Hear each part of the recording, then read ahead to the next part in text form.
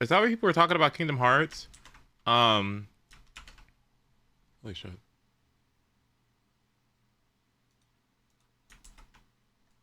Hello? Okay, there we go. What they say? Like, what the hell's going on? Let me unmute the game. Okay.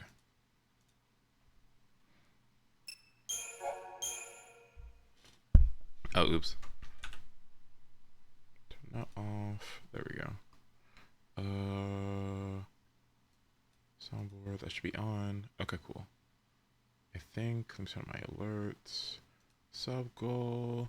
Also, thank you so much for the walk streak, Eternal. I appreciate it. Silly antics. I'm not silly. I'm okay, maybe okay. I'm a little silly, but I'm not that silly. Come on. Me? I always take it seriously. You know this. Tall and quirky. Okay, there's a difference between silly and quirky. There's a difference between silly and quirky, okay? Hold on. Final Fantasy... Final Fantasy 13... Mission. Okay, here we go. There we go. And then... Weapon... FF13... Weapon... Upgrade guide... True achievement. Okay, got it. Okay. We're on mission 31. Right? What mission are we on, bitch? Hold on, let me check. We are on mission...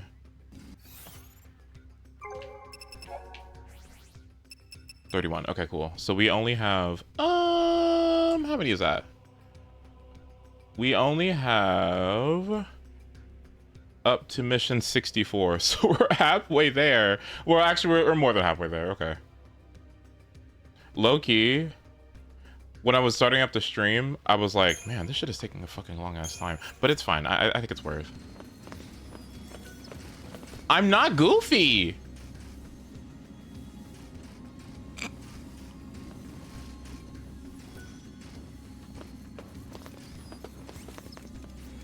Did I do this? Hold on. Okay, yeah. Okay. All right, and now I'm going. Okay. First of all, I have to get the fuck out of here.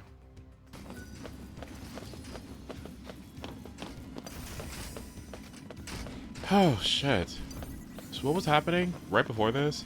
I felt bad because I woke up and I was like, man, I didn't really get to spend time with my partner. And so I was like, okay, cool.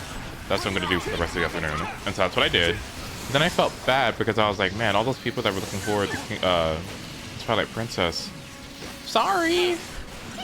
My bad. I want to do it tomorrow. I'm not sure how long it's going to take to finish since it's only just beating Ganon, I guess. That's the last thing I have to do. And then I guess I can go from Ganon to Fontaine, maybe? I'm not sure how long it's going to take.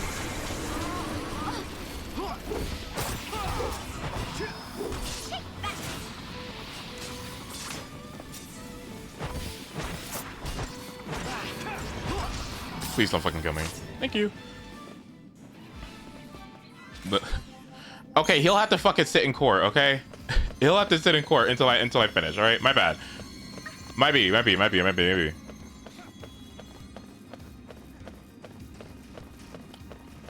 Do you know how long, given where I'm at, and oh shit, given where I'm at, do you know how long it's gonna take for me to actually beat the final boss? Is it like is it a long ass final dungeon, or do I just have to run up to the fight?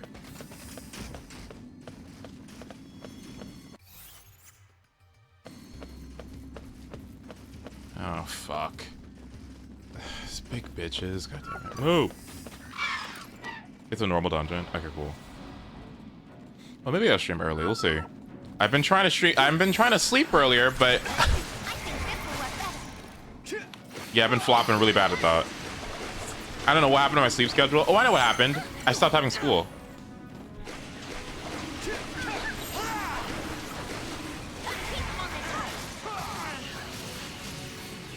You're not killing me, bitch.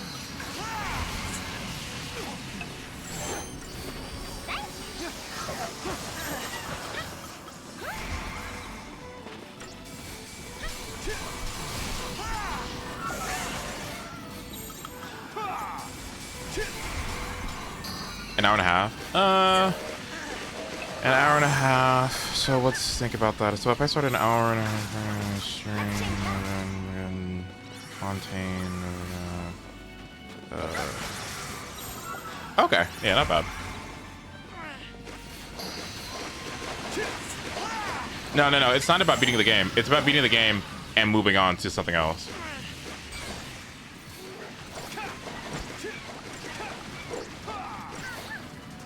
Unless Mario Kart DS takes another 45 minutes, you should be fine. Just like I planned. Stop. I'm not intending for it to take that long. I just didn't think it was that hard. But then again, I remember myself being a kid doing it and spending a really long time on it, but I thought it was just because I had kid dexterity. Maybe it is just actually that difficult. Oops. Oh my god.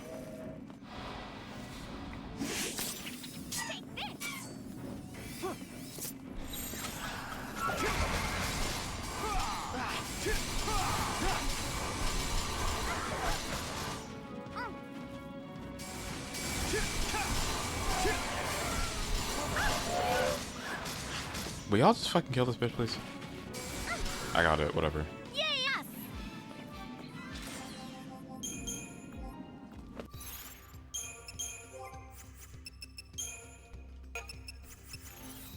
I want to say the castle is a full dungeon, but it's also a shorter one. Right. Is it just like... like that? Like, just walk to the end pretty much? Please. Please. I'm somewhat excited to be done with the game because it means we get to move on to Kirby, which I've been waiting a really long time for. But that also means I'm gonna have to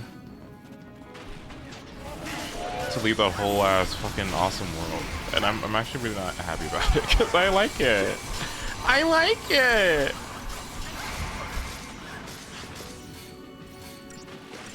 There's chests and keys and stuff. Oh, great. Okay.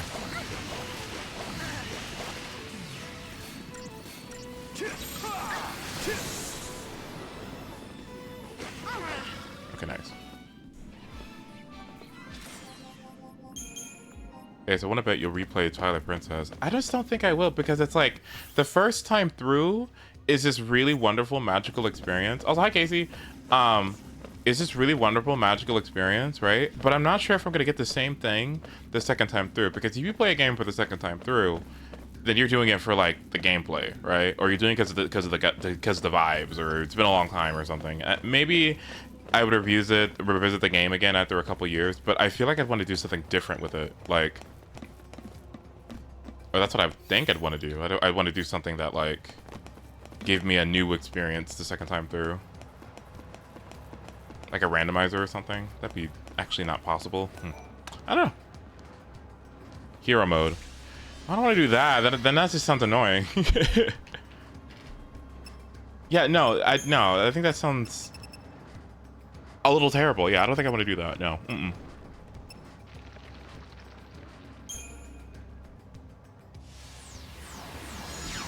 I would do a randomizer. Randomizer does sound like fun. I'll do that. Out of anything I'd do. Yeah, I would do that.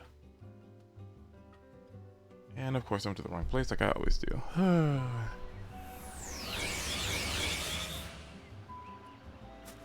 There's an Ocarina of Time, like, updated 3D, not ugly piece of shit game, right? Sorry.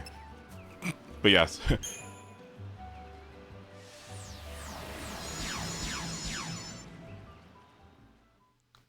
The 3DS version? Okay, cool.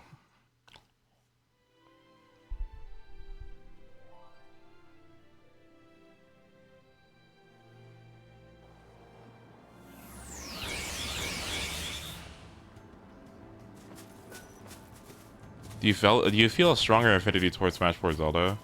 I'm gonna be honest, no. Like, no. Like, to be honest, no, because I haven't really seen her. I've seen her for like 5 seconds.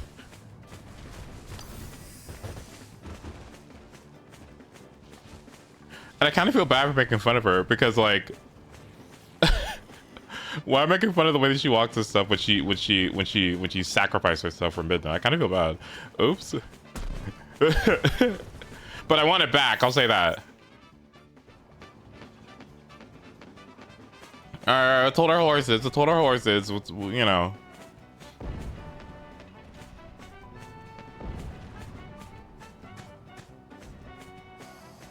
I would play Wind Waker, but have fast travel.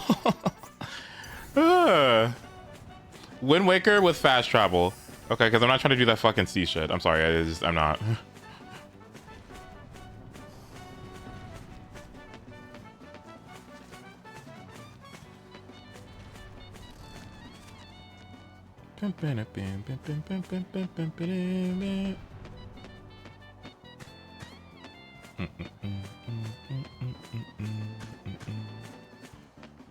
Now that I think about it, has there ever been a situation like sea voyage being okay? If I was gonna be in the sea, I feel like I'd want to like swim in it. You know what I mean? Or I feel like I'd want to like, teleport, like transport myself in the sea, not have like a ship do it for me. So honestly, low key, like, where the hell is it? What? Where's the thing?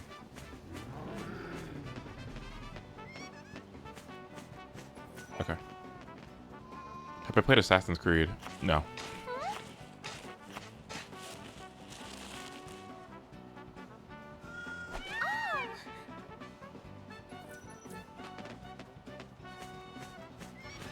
His ass has never touched an Assassin's Creed game. Yeah, right. I feel like I'm getting a little crazy playing through Witcher, right? Assassin's Creed. I mean, okay, let's back up. It's a little too graphic for me. A little too much violence for me. Excuse me.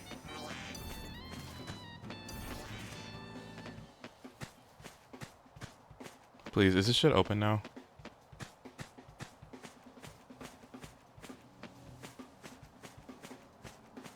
What do I look like playing Assassin's Creed?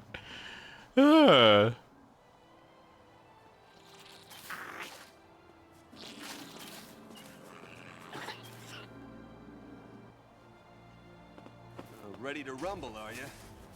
Why don't you just try it? Octopath 2 is on sale.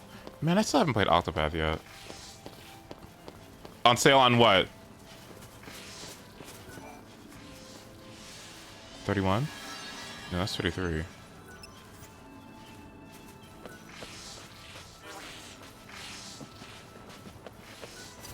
Please get this shit away from me.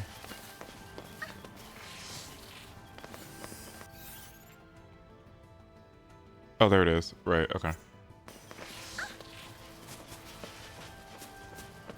What the fuck? Excuse me.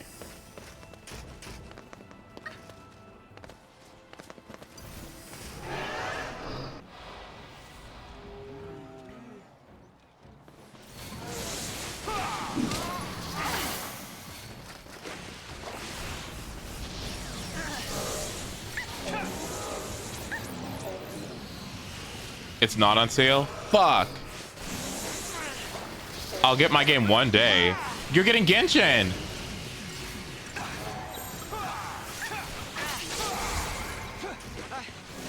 I'm the one you want. No problem.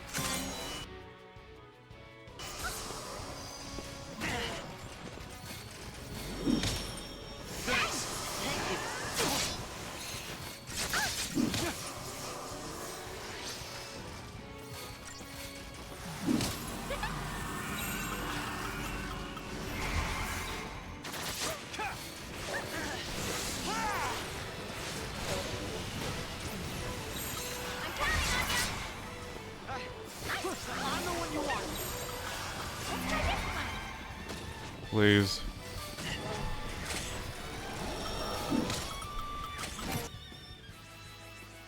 Fire, okay.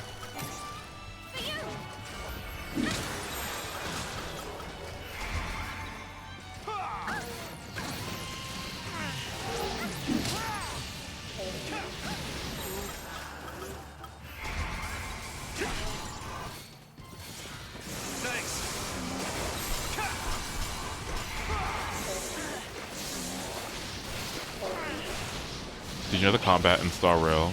Hit game. Was someone inspired from combat from the Trial series? Wow. Did anyone in chat ask? Just... I don't want to be rude, but I'm just wondering if anyone asked. That's what I'm talking about. I'm just asking. No need to get defensive. I'm just asking a simple question. Who asked?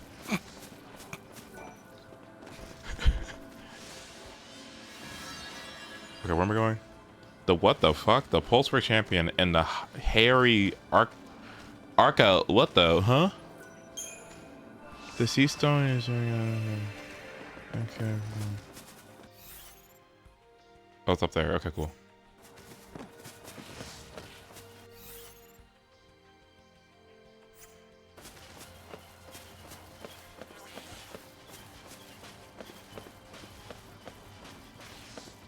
That series has a Xenoblade too. Yeah, that's not doing it any favors. I don't know about that. A Xenoblade, excuse me. Excuse me. Excuse me. Excuse me. Excuse me. You good? Okay. Excuse me. Excuse me. Excuse me. Thank you. Excuse me. Oh.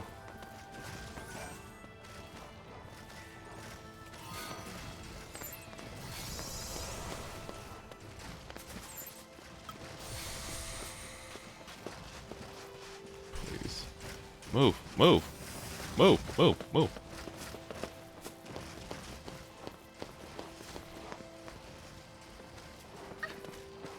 No, Vanille, don't fucking jump off. Are you crazy?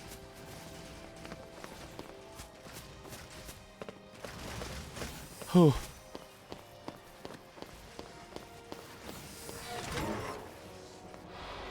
Okay.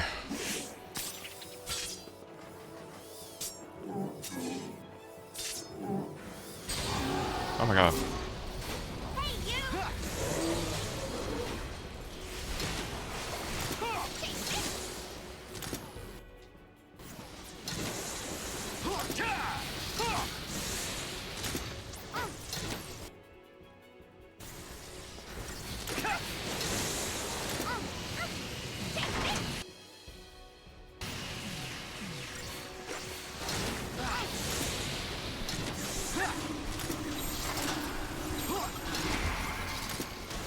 Oh wow. Just too easy. Wait. Snow kind of ate that. Wait. Snow kind of ate that. Wait. Wait. Wait. Did you see it? Oh my goodness.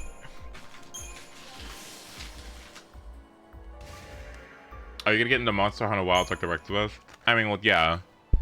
As a Capcom creator, I absolutely advocate for all Monster Hunter games. When the hell is it coming out?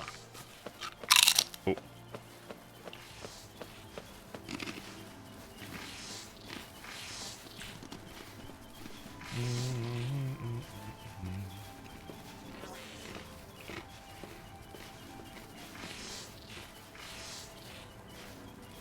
Okay, what do we got?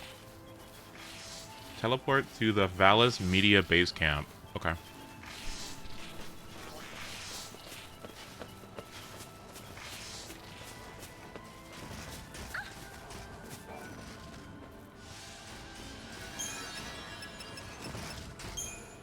Okay. Okay. And take the path that leads back to the step. You'll see a sea stone on your right. Backtrack to the sea stone and then teleport to the Northern High Plain. Okay.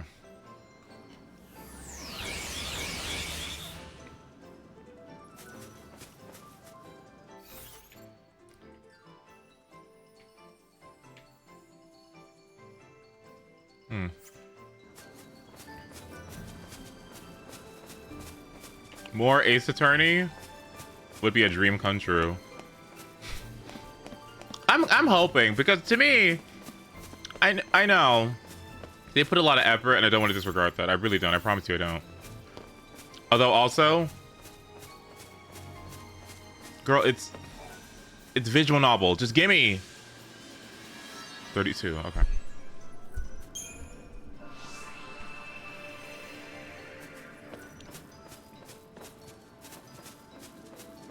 Would it, Mr. Stop TJ, after 2 streams? I stopped it because I wanted you to fucking suffer. Okay. And it's just a game that I would play at 2 a.m. Okay. I get enough visual novel through Genshin. Okay.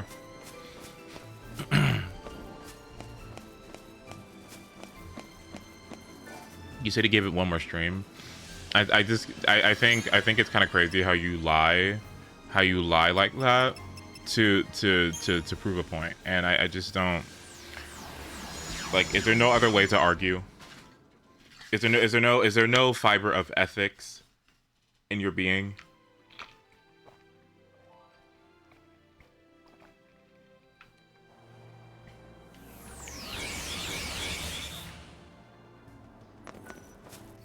Okay, where the hell am I going?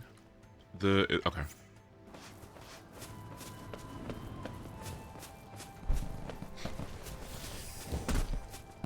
Oh my god.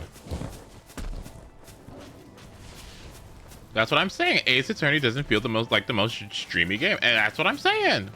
I'm saying the same thing. I think it's a great game. I feel like Danganronpa would be more streamable. Would ever play that at some point.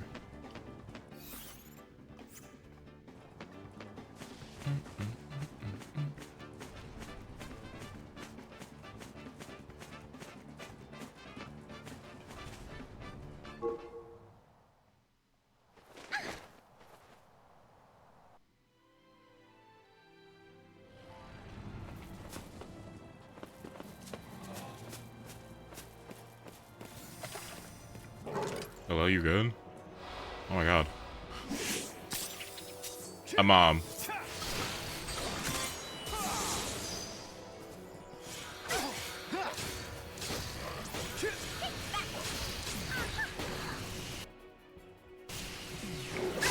Hello?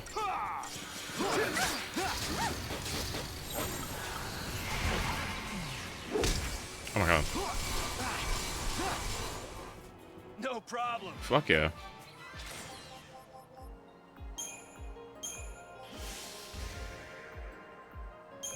Ace, if you came back to YouTube to do an Ace Attorney playthrough. Yeah, I'm not yeah, I'm not sure. I don't know if Ace Attorney is gonna be the one that's gonna bring me back. What's gonna bring me back? What's gonna bring me back is finding an editor I can work with. That's what's gonna bring me back.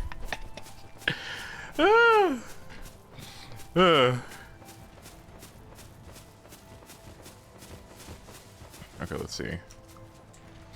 All right, so I need to go all the way back to. Okay, go back to the base camp, and then I gotta fight a baby. Sure. Excuse me. Excuse me. Excuse me. Excuse me. Excuse me. Thank you.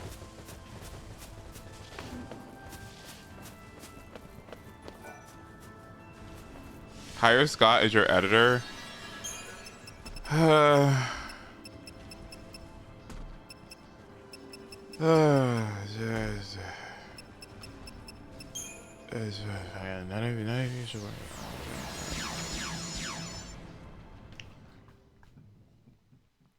Leave my traumatic experience with YouTube alone. I got it. Okay, I got it. Just let me, I got it. Let me process. Okay, I got it. Don't worry about it. That engaged video did more than you know. I'll say that.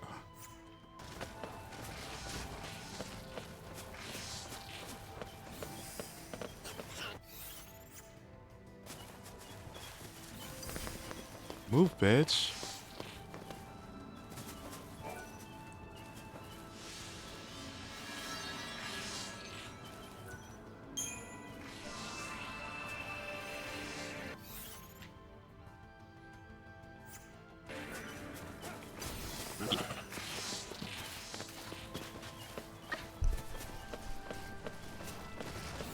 Oh my god.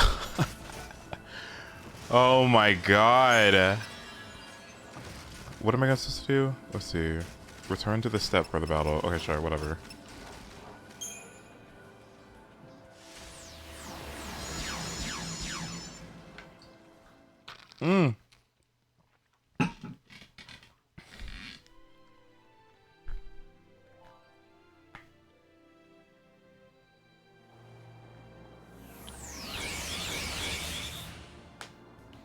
It's trials, rhymes with files. That's okay.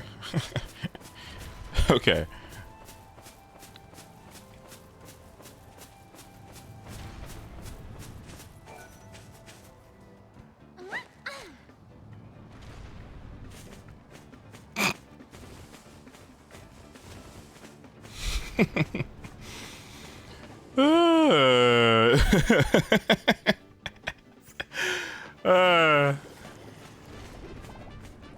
Move.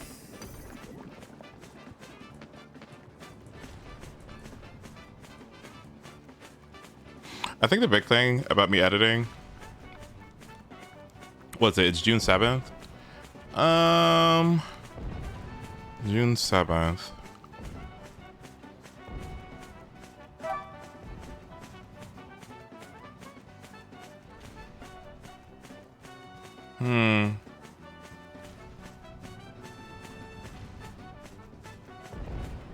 It's like I don't want to play Smash, and I'm not going to.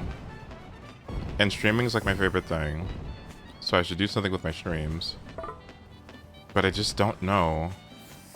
I just have to figure out exactly how other streamers, or at least how the editors of other streamers, make cohesive stream highlights that don't miss out on details and don't take 10 years to skim through. Like, that's like hours of footage. How am I supposed to go through an 11-hour stream and condense it into a video? I can't figure it out.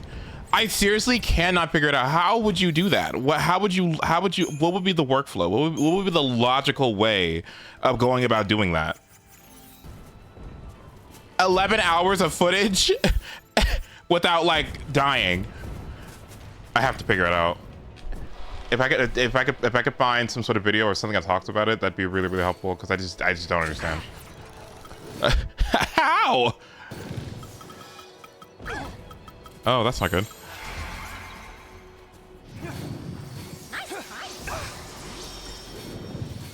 Let's tear. Here we go.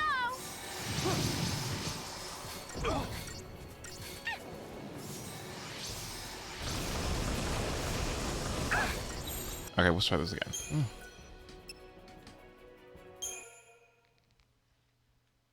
Because that's like one of the downsides to your Happy Day streams. Yeah, so if I streamed shorter, that would make things easier. Or one could say like,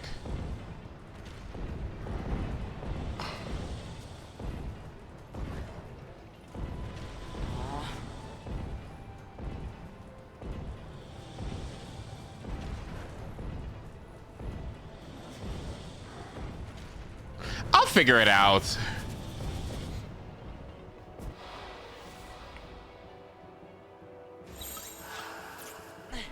Thank you.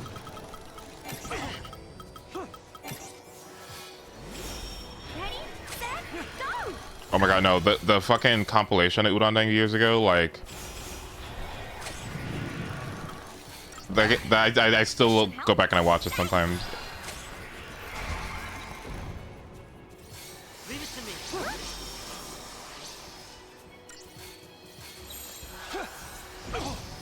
No problem. I think this will work better.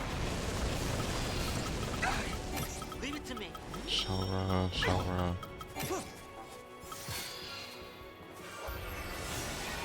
Let's tear it up. Thank you. Leave it to me. Ready, set, Thanks. go.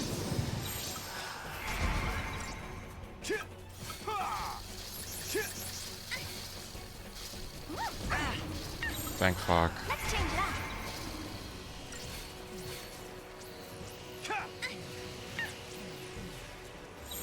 Don't do Bay. This will work better.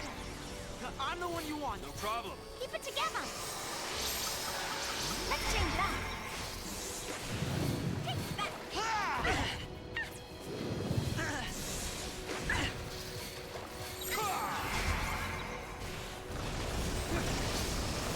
It'll be okay. Leave it to me.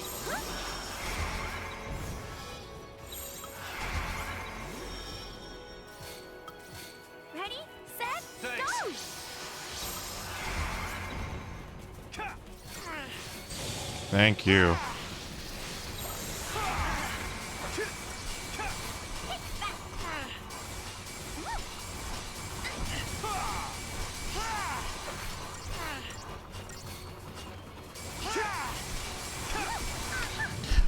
Can I speak like candidly, honestly?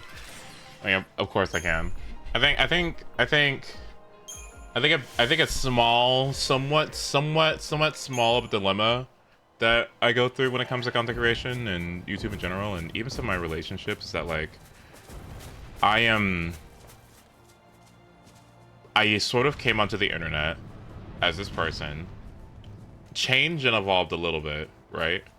You know, definitely did change, and kind of like had this sort of, you know, image of myself, right?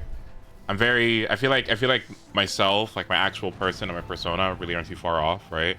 So the person that I was around the time I was making content was pretty much the person that like I was at the time.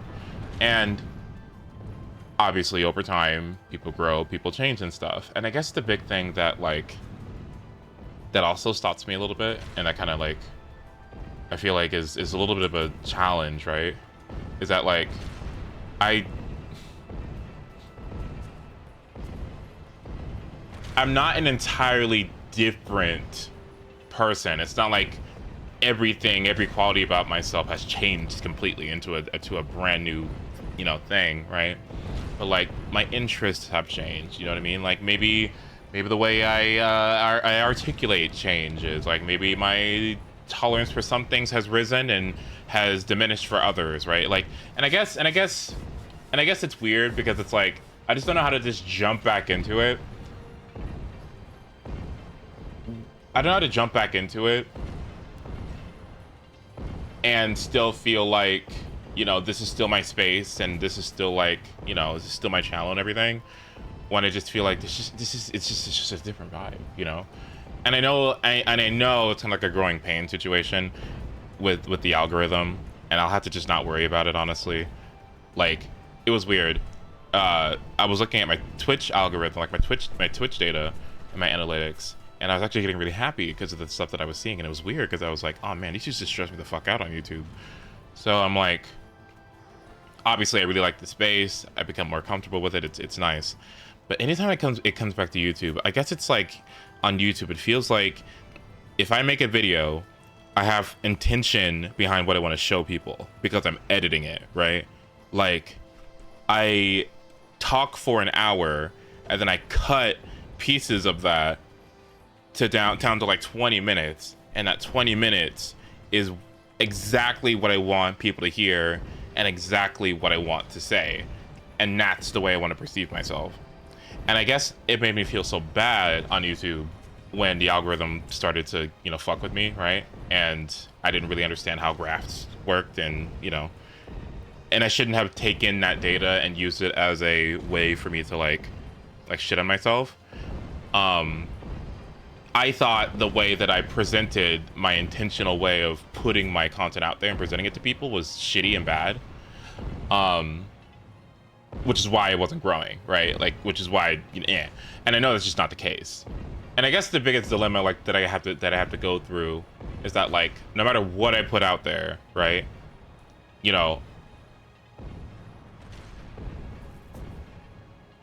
it doesn't necessarily have to be as black and white as,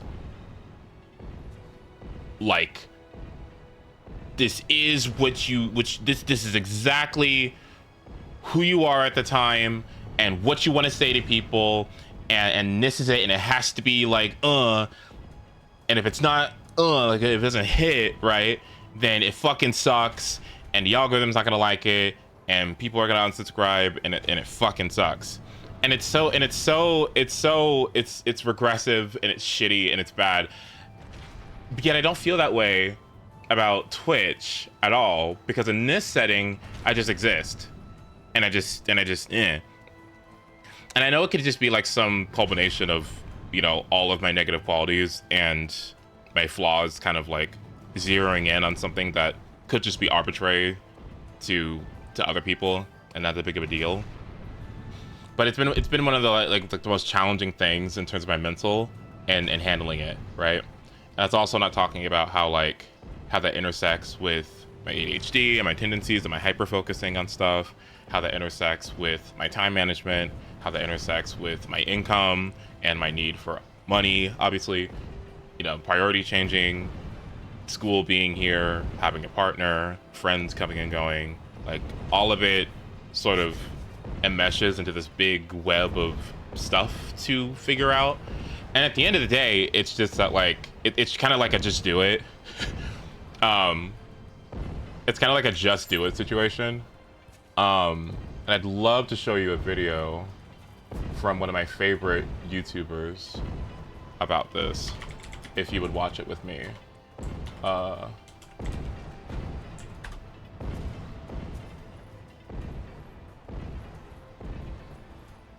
Okay. Okay, give me a moment to pull it up. Mute that. Okay.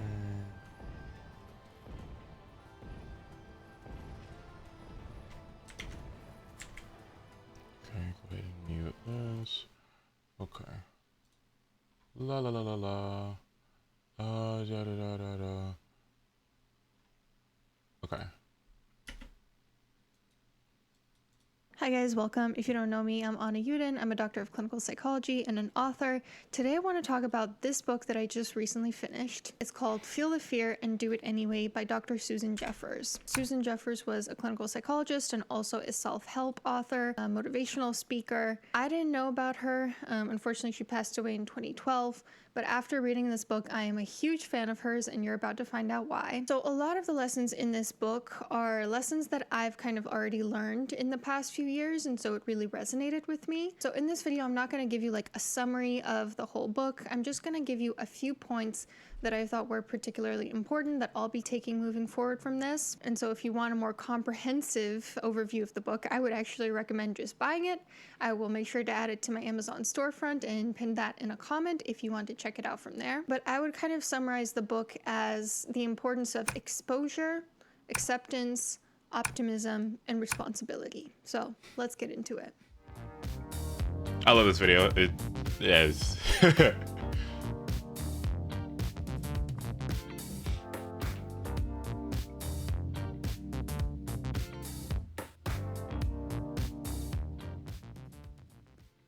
Lesson number 1, as you can imagine, is, as the title says, feel the fear and do it anyways. She really cleverly breaks down how basically every level of fear boils down to, I won't be able to handle it if this particular thing happens. And this is something that I feel like I've talked about on this channel before when discussing anxiety. The premise is basically that any sort of anxiety or worry that you have can basically be boiled down to your belief that you're not going to be able to handle it if it happens. You're not going to be able to cope with it. You're not going to be able to survive this. You don't have self-confidence in your own ability to cope with future things that could go wrong. Let's use some examples. Let's say that you're worried about performing in class. You're worried about giving an important presentation in front of your professors and classmates. On the surface level, that might seem like performance anxiety, fear of embarrassing yourself, social anxiety. But when you really break it down, you don't feel like you can handle if something goes wrong, if you actually do embarrass yourself, if you say the wrong thing, if you don't do well on the presentation. You ultimately don't think that you have the capability to move on from that, to learn from it, grow from that experience, and to live, to survive it. And Dr. Jeffers talks about how the only way out of this fear is through it. The only way to deal with fear like this is to feel it, and do the thing you're afraid of anyway. And this, in essence, is the definition of exposure therapy. Expose yourself to triggers that make you anxious in incrementally higher levels of anxiety until ultimately you're not as scared of those things anymore. That's a big reason why that Engage video, when I said earlier, it did a lot. Like that Engage video and just doing it, like just fucking doing it, like just fucking doing that video really helped out, because it really wasn't even that fucking bad. It really wasn't even that bad. Like it really wasn't even that bad. And so if I really like what she's saying, like if I just do it, like, eh. But here's the catch. If you continue to grow as a person, that anxiety is never going to go away. I have sometimes struggled with this when I think about like things I've exposed myself to, anxieties that I continue to expose myself to, and it still doesn't go away. This book helps me realize why, because if you continue to grow as a person, the fear is never gonna go away. The fear only goes away if you master maybe like a lower level anxiety that you have, and then you never try to push yourself outside your comfort zone after that. But she talks about how expanding your comfort zone leads to ultimate power. The only way to feel powerful in life and to be powerful in life is to do things that scare you regularly and to push that little bubble where you feel comfortable further and further out so that you can do more and more things. And she also talked about how everybody feels this way. And sometimes I think it's kind of hard to remember that. It's kind of hard to think that other people are also feeling the fear and doing it anyway. But it's true. It's just that you're not living in their head and maybe they're not telling you about it. So you don't know that everybody else is also feeling fear and doing it anyway. The second lesson that I took away from this book is take responsibility. So the way that Dr. Jeffers defines responsibility, first of all, is not blaming somebody else for your experiences. A way that this looks is not blaming other people for your inner experiences, your thoughts, your feelings, and also your outer circumstances. Like, unfortunately, I do know adult children of, let's say, toxic parents that to this day still kind of blame their parents for their own failure to launch. And while I think there's certainly a time and place for accountability and sharing the way that parents have harmed you, I don't necessarily think it's healthy to constantly blame somebody else for your own failures, essentially. Taking responsibility is also not about blaming yourself. If you haven't heard of the false responsibility fallacy, what it says is that taking responsibility is not the same as blaming somebody. And so, per this way of thinking about it, take responsibility for yourself, but don't blame anyone, including yourself. There's no need to blame yourself if something goes wrong. Take responsibility and thinking, okay, what can I learn from this? What could I do better next time? But ultimately understand that shit happens. And she also defines taking responsibility as being aware of payoffs that might be keeping you stuck, secondary gains that you have. So let me give you an example of this. In the past, up until very recently, I have struggled with a considerable amount of anxiety. And at one point, I had been trying for so long to figure it out. And I was like, what is this about? Like, is it possible that I'm getting some sort of payoff from this anxiety? Is it possible that I'm getting maybe some sort of attention from the people in my life that is keeping me stuck in this loop of anxiety, that I'm not motivated to get out of it? And I realized something at that point. I realized that there was a certain person in my life who I felt was projecting a lot of anxiety onto me. And when I was the one who was freaking out and anxious, that was the only time that this person in my life was not the anxious one, that this person would suddenly slip into a very comforting, reassuring role. So I was getting a payoff. I was getting a reprieve from this person projecting their anxiety onto me by me being anxious. And once I realized that, I had to change some things around. I had to realize, okay, when you're feeling anxious, you can't tell this particular person because you're clearly getting a payoff from it. Taking responsibility also means figuring out what you want and acting on it. And if you struggle with figuring out what you want or decision-making, indecisiveness, we're going to talk about it in a moment. It also means acknowledging all the choices that you have in a situation. I told this story on TikTok, but a few months ago I was complaining to my cousin about the cost of rent where I live and how expensive it is and how it makes it just so hard to live in this place. And I was complaining and he listened, and then once I was done talking, he said, but you're choosing to live there. You are making the decision to pay for this rent. If you wanted something cheaper, you could find it, but you're making a decision. And that was so true. It was like a mic drop moment in which I realized, yeah, you know what? I'm not as powerless as I'm making myself out to be. I'm choosing to live in this place with expensive rent because I want 2 bedrooms, because I want a fireplace, because I want a certain number of square feet. I'm not a victim in this circumstance. It's a choice I'm making. Choices have consequences. Similarly, I think my therapist has done a really good job of, when I'm seeming powerless in a situation, really highlighting, no, like, hold on, like, you do have a choice in this though. Like, is this what you want to do, or do you not want to do this? I don't want to get too specific into like what exactly we were talking about, but there were a couple of situations I can think of where I was telling her like, well, I guess this is the way it is. You know, this thing came up and there's nothing I can do about it. And she made a point of making me realize that actually you do have power in the situation. Actually, you could choose to do this if this is what you wanted, but is that what you want? And when she highlighted this in a very compassionate way, I suddenly realized, you know what, that's actually not what I want. And I'm kind of just playing into this idea that like I'm powerless in this situation because I don't want to take responsibility for the fact that I don't want to do this at the end of the day. And the part about taking responsibility that really resonated with me from this book was the power of how we speak. The power of the words that we choose. So for instance, she recommends switching I can't to I can, but I choose blank. So again, going by that same example, I can't afford rent in Seattle versus I can find cheaper rent in Seattle, but I choose this one. And replacing I should with I could. I should go to dental school. Sounds a lot more disempowering. Sounds a lot more like somebody external is imposing all these rules on you versus I could go to dental school, or I could take this job that means a lot to me. Switching it's a problem to it's an opportunity, right? Like, oh, it's a problem that, you know, this stressor has popped up in my life versus it's an opportunity to learn in this way, grow in this way, cope in this way, whatever it is. Also switching I hope with I know. For example, God, I hope I get this raise versus I know I will get this raise. Also switching if only to next time. Oh, if only I had known that I was supposed to do this on the presentation. No, scratch that, replace it with next time I will know to do this on the presentation. There's no way. Instead of that, say, let's see what happens.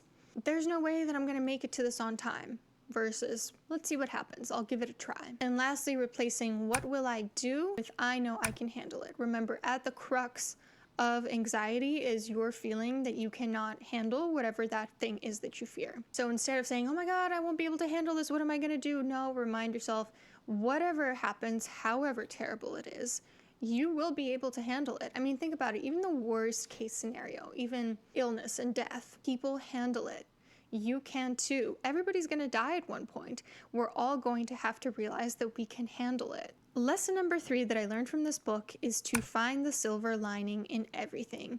You may have noticed that this is kind of like a common theme that runs through the personal growth journal, but there is research to suggest that people who find the silver lining, even in stressful, traumatic things, bounce back easier, have better outcomes, even down to their life expectancy. But the way that Dr. Jeffers put it that really resonated with me was, imagine that you have a choice point. Path A is right and path B is right. There's no right or wrong situation here. Both are opportunities to grow. And you can practice this in day-to-day life with, you know, little things. Just thinking about, well, I could choose A or I could choose B. It doesn't really matter. Maybe one will be more advantageous than the other, but at the end of the day, even if I choose the less advantageous one, I'm still going to learn from it. I'm still going to experience a silver lining that will help me moving forward. So for example, even with tiny things like deciding which hike to go on, it might seem like this huge monumental decision of, if I don't pick the right one, then I'm not going to have such a good time. What about instead of that, you were to just say, I could choose this hike that has, you know, higher intensity but a nicer view, or I could choose this hike that could be a little too easy for me but doesn't have as nice of a view. They're both correct. There's no right or wrong answer here. I don't need to hyperfixate on this and try so hard to find the best decision possible. Just pick one. You know, at the end of the day, you're still going to experience it. It's just yeah, fucking Thing that's valuable. There's value in everything. This can really help you with indecisiveness in the context of what to wear, what to do with your life. And I feel like it can really help you just like release control over whatever happens in life, because you're recognizing that even if stuff happens that's less than ideal, it still would have been a valuable lesson. It still would have been an interesting journey to go on. But here's an important part. Do correct your path if you don't like where you're going. There is such a thing as the sunk cost fallacy, where you feel like you've invested so much down a certain path that you don't want to suddenly shift gear. And there is no benefit to that. If you understand deeply, this is not the right path for me, I don't like where I'm going, you need to shift where you're going, or you're going to end up where you don't like it. And the last lesson, arguably the most helpful of everything in this book, is say yes to the universe. I really feel like this is just another way of saying practice acceptance. If you've seen any of my other videos on acceptance, you know what I mean. Acceptance means releasing control over what happens to you, not resisting reality, even when it contradicts your life plans or your preferences. So even if, let's say, your school shuts down while you're right about to graduate, huge disruption of your life plans, right? Say yes to it. Say, this is what's happening. You know, we're just gonna go with it. We're just gonna flow with it. I'm not gonna take myself so seriously. I'm just gonna see what happens. Or even little things like you're running late and you're really upset about the traffic. Just say yes to what's happening. Just understand that when you put up resistance to what's happening, you're resisting everything. You're resisting everything in life. You're resisting the entire universe, everything that is happening all at once, because everything's interconnected. That's too much for you. It's too much effort. It's going to exhaust you to constantly put up resistance to reality. Just say yes. Just go with whatever the universe throws at you. Saying no turns you into a victim, takes away your power, it impedes your growth.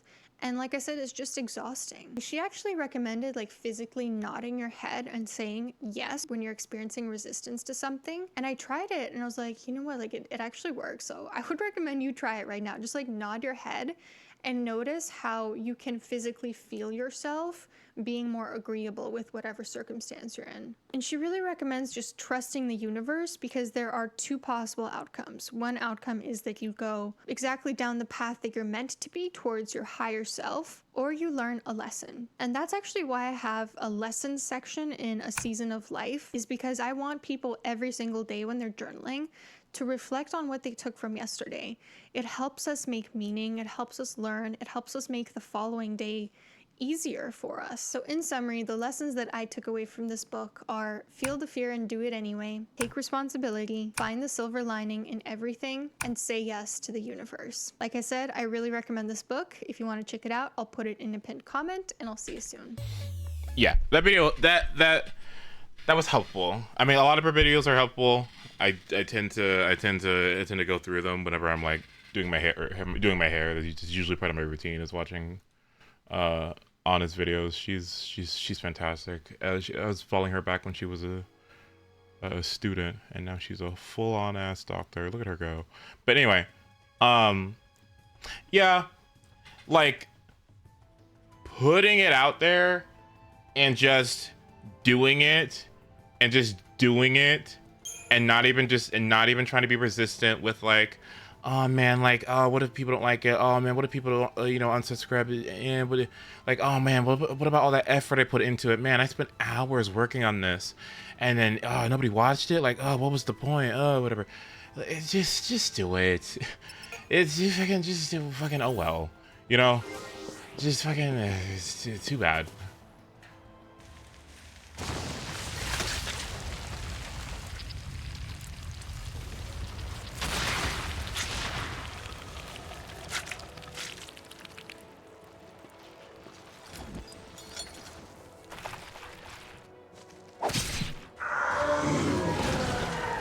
Oh, GG's.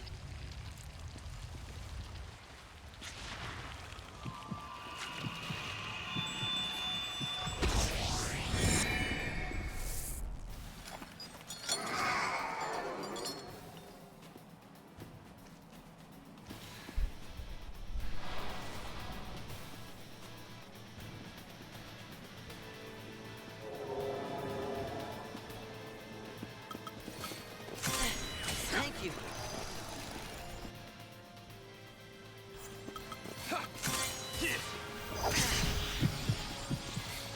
Oh god. Capable of inflicting fog. grudge goes progressively deeper and more severe. Physical, magic.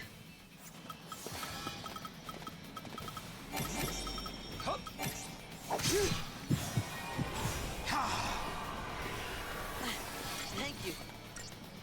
Does he get slow? Okay, good.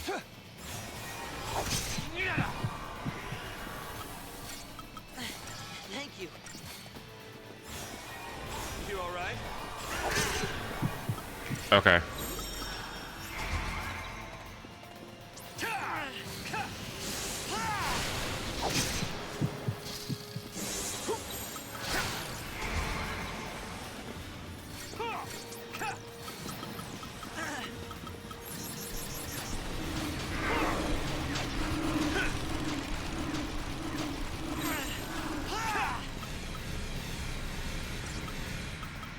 Please.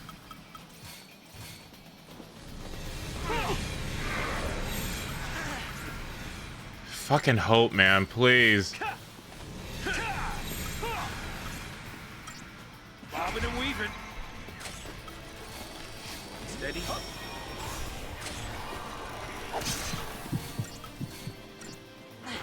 Thank you. Oh, no, no, no, no, no. Hey, you okay?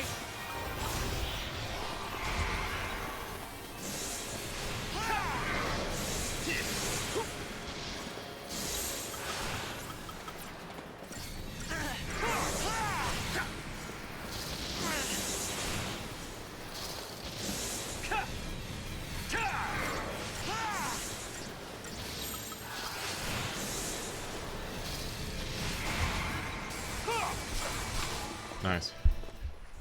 Ugh. That was supposed to take 18 minutes? Not today. Hermes sandals.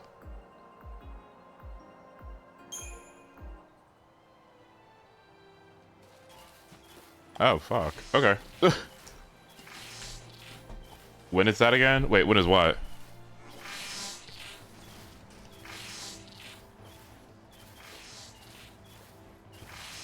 Summer Games Fest? That's a great question, actually. Notice that the target time is ridiculously generous because Tonberry is ranked as level 49. The good news is that he has less than 80,000 HP, debuffs fairly easily, and has no attacks that are especially damaging as long as you dispatch him fairly quickly. Okay. Okay, we have now arrived at a crossroad in your journey. You can continue completing missions, and filling in Stage 9 and secondary roles in the Crystarium, returning to the main storyline later.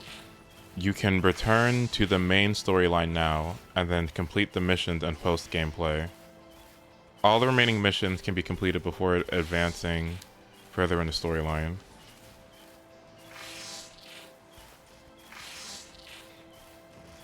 Finishing up the storyline in Stage 10 of the Crystarium will allow your characters to carry a lot more HP, and that'll make the missions much more manageable. Okay.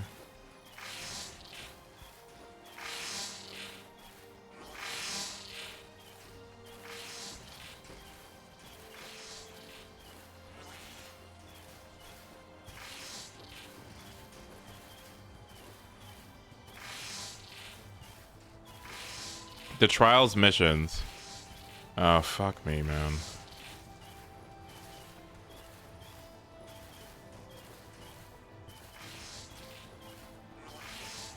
Complete mission 34.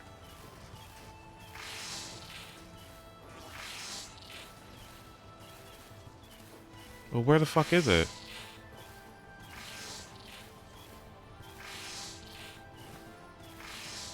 I just did 34, right? Hold on, let me see.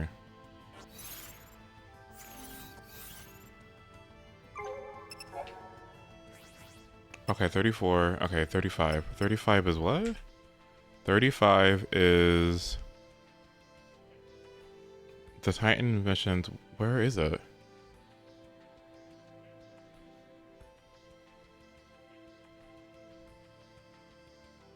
It takes 7 passes from mission A to E to complete the 6 Titans trials. And then a 7th pass to get to, okay.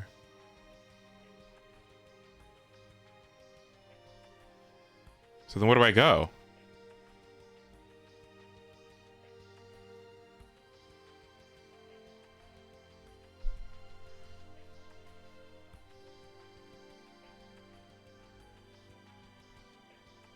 What? Hold on. Okay, hold on. If I'm not mistaken, it should be at the...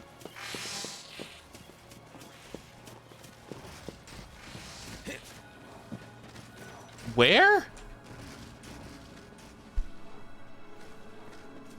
Mission 35. Final FF13. Where the hell is it? Let's see. I've been looking for it for 3 days. Mission 35 is behind that, the paling that drops for killing. Oh, okay. Behind the barrier. Oh.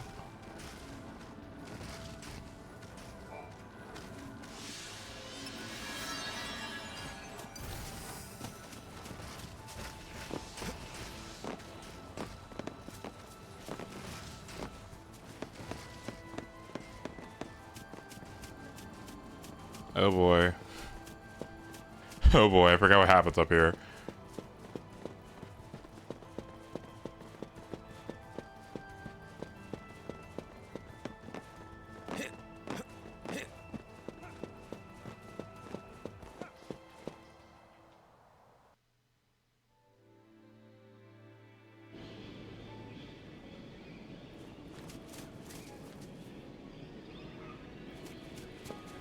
True Seekers rise. The Fault Warrens.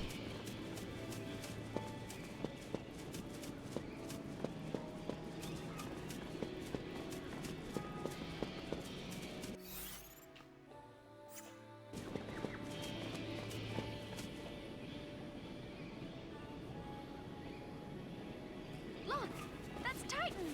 Does a thing that size even eat? You name it.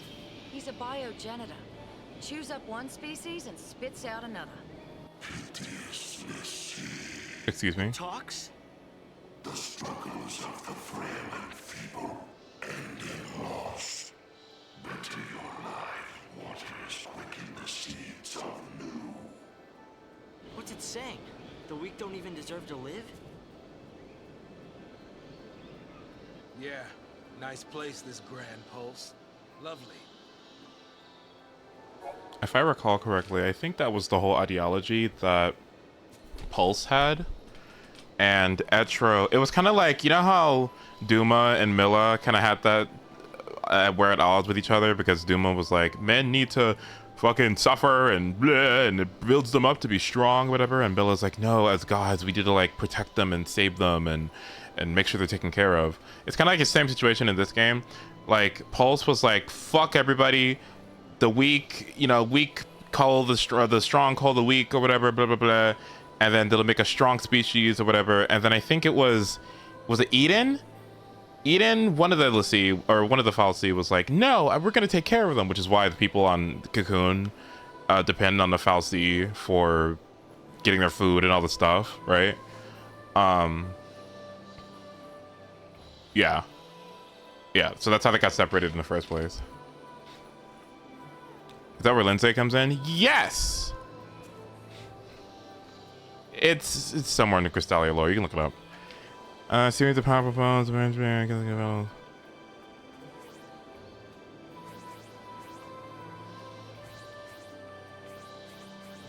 Be warned, however, the enemies you face are going to be extremely powerful. Okay. Come on.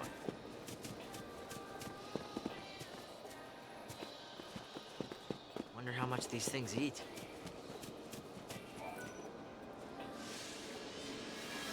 All right, well, here we go.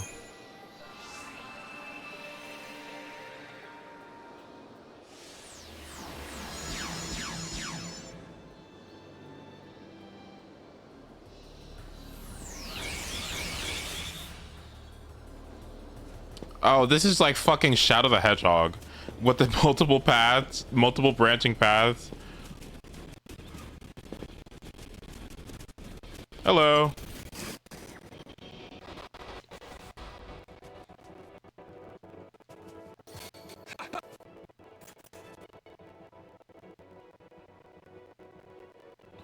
Normal lightning resist. Oh my god.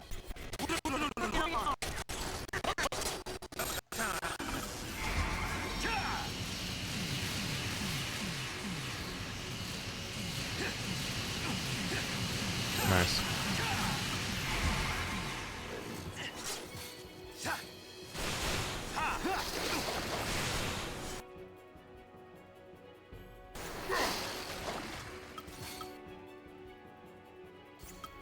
Frost strike. I don't frost strike. What the fuck? I'll be at work for it. Should I stream it? What time is it? You said 2 p.m., 5 p.m. EST. I could watch it. I mean, you know, Can one of y'all hit that, please? Thank you.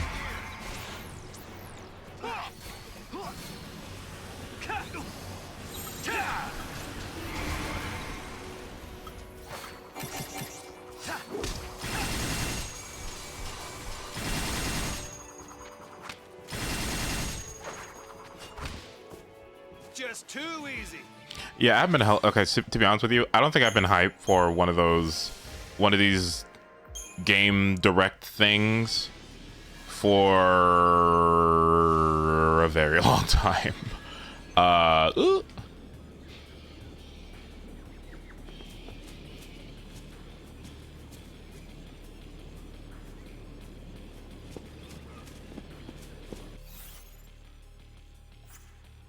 So was this A and B?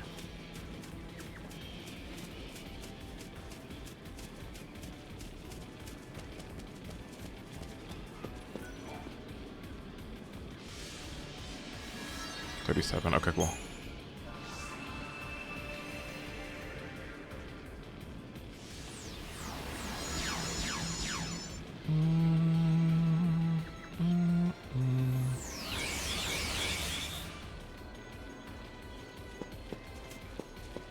I wonder why I haven't been so excited about new games coming out. Oh my god.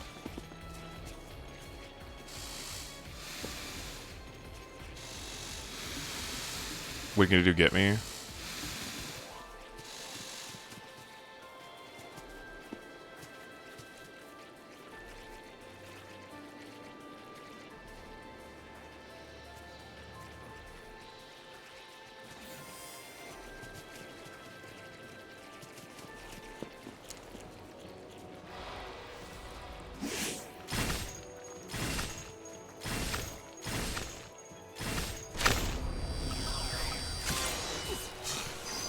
Just try it. Give him hell.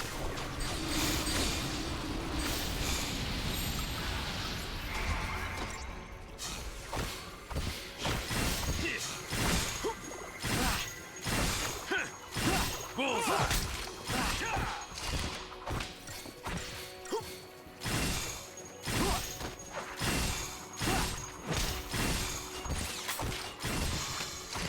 Did you see that coming?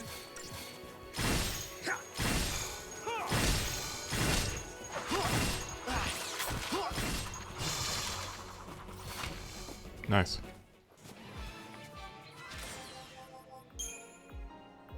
I feel burnout. Wait, wait.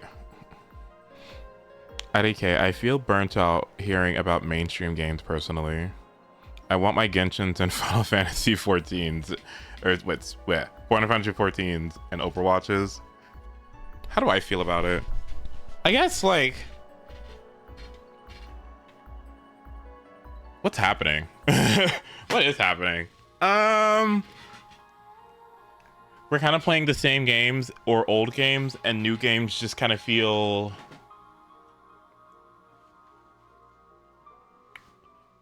Maybe it's because they're harder to justify the purchases, maybe just because everything's getting more expensive, and so actually purchasing a game feels a lot worse nowadays than what it did a couple years ago. And so if it's gonna be fucking dog shit, it hurts more. You know what I mean? You know what I mean? Like, arguably it hurts a lot more. Ugh. Like,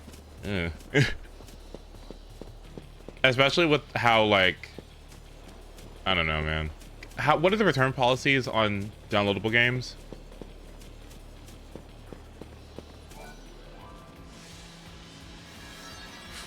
Yes.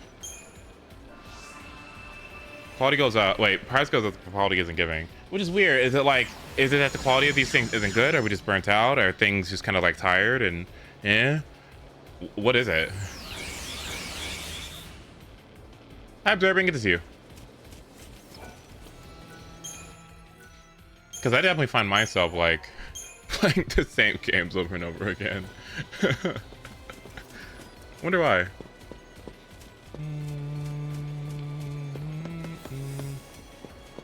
little bit of column A, column B, yeah. Please. Oh shit.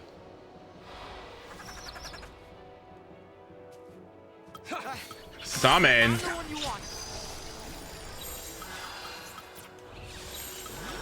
Thunder. Oh my god.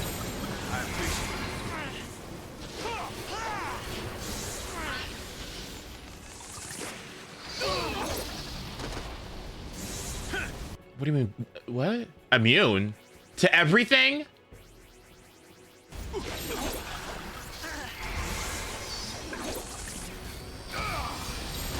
Bobbing and weaving.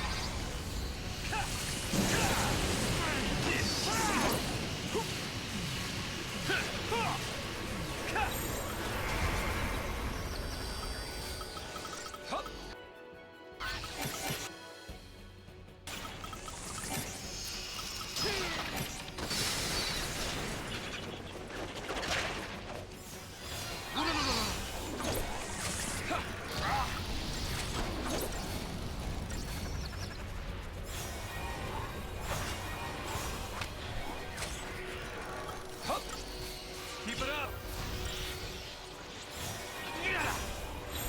Follow the old guy's lead.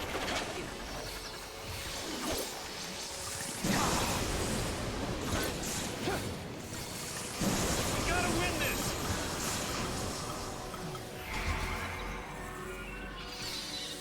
Why is chat bigger on stream? Because when I was looking at VODs, I thought it was too hard to see. Oh, Elden Ring. That's a good one, yeah.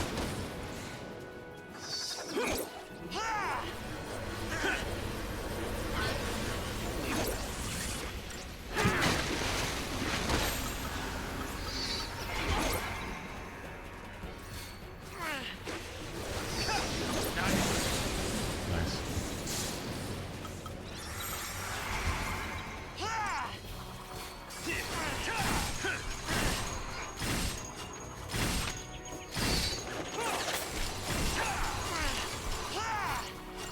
The last new game I played was Tears of the Kingdom. And even then I still didn't finish that. No, like, I guess it just feels like at a certain point, how many games are there out there that I haven't played and that I should probably play, right? Like, how many good things am I missing out on because I just haven't fucking, because I just haven't seen him, haven't played him, haven't done anything about him. I just missed the arrows. I think I missed the train. I feel like that. How could I be worrying about so many new things right now when there's still so much I haven't even like tried, you know? I still feel that way. This is not correct. That is not correct.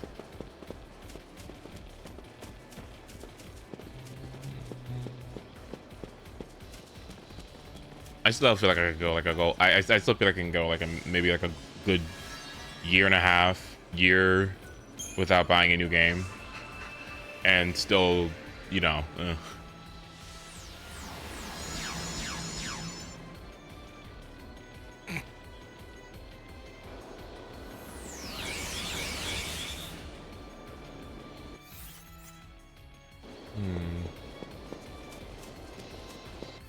What the hell's going on here? What? Go around.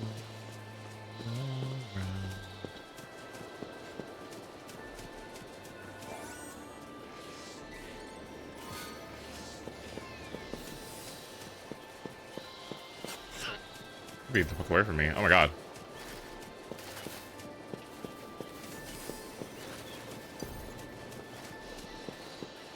Mario Wonder.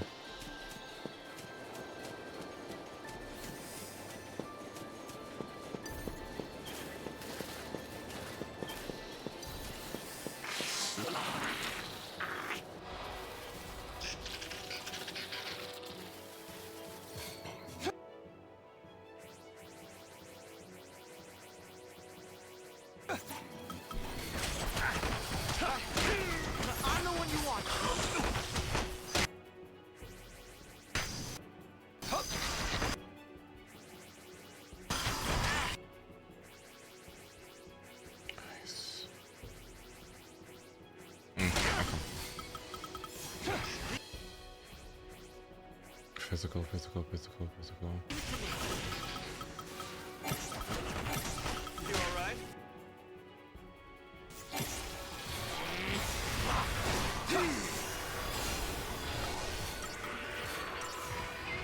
Hang in there. The game is good. Okay, yeah, but what's the difference between like just playing that and like playing, I don't know, 3D World, which I really haven't played, or playing, I don't know, New Super Mario something? Like, what's the difference? Thank you. Like, why that one? Because it's pretty, or like because the style's new? Like, what is it about it and that one, for that one in particular, that's like that stands out? Change in the play. As somebody who doesn't play a lot of Mario games.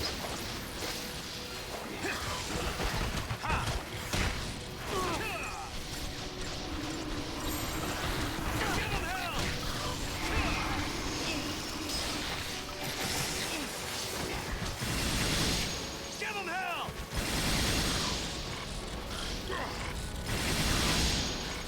Tough time.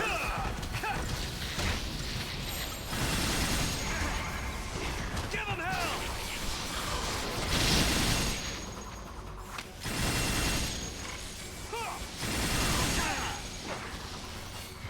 I don't hate the idea. I don't hate the idea. Wonder at some point does it sound too bad.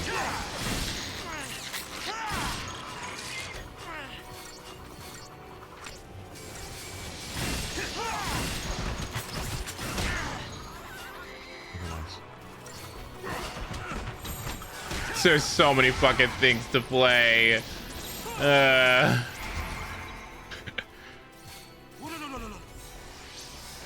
Thanks.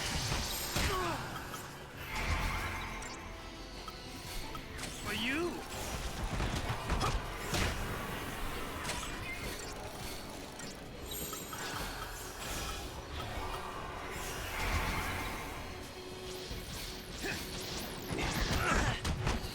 Don't fucking hit me, bitch. What?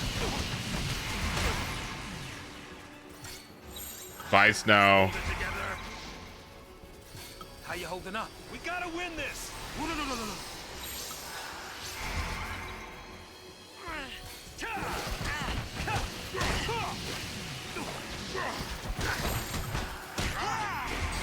Nice. Here. We gotta win this. We gotta win this.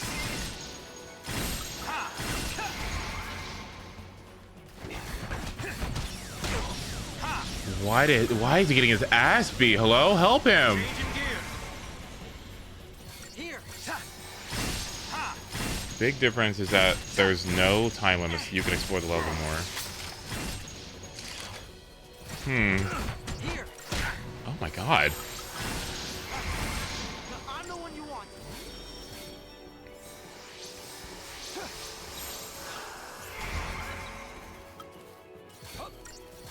It's all good.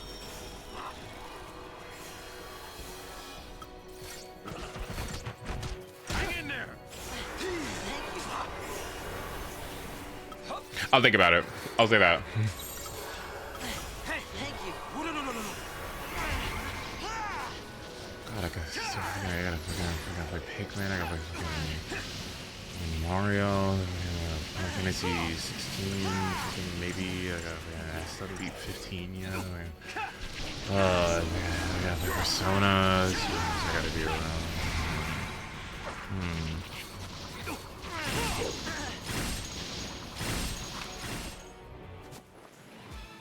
God, 7 Rebirth, please.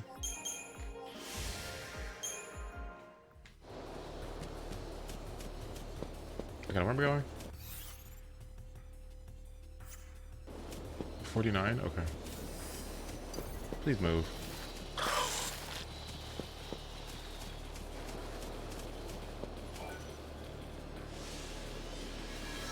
Okay.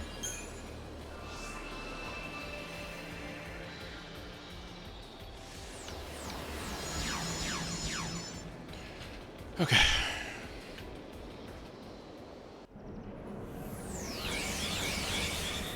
What? What is going on?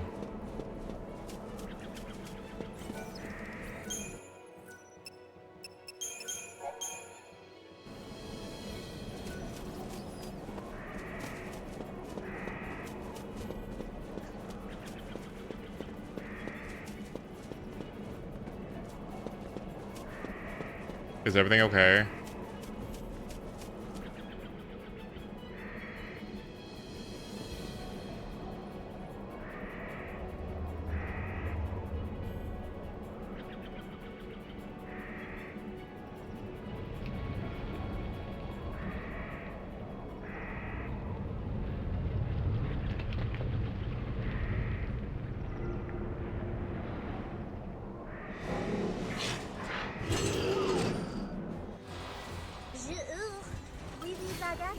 Yay. Thank you.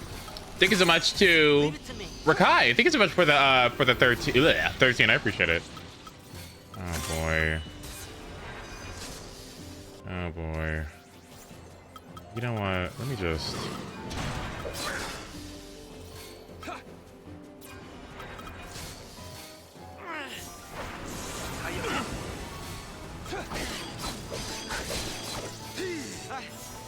I'm the one you want.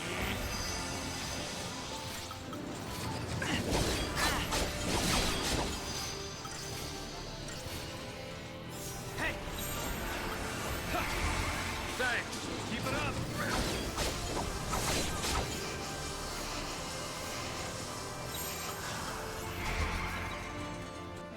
Please get this stupid shit off me.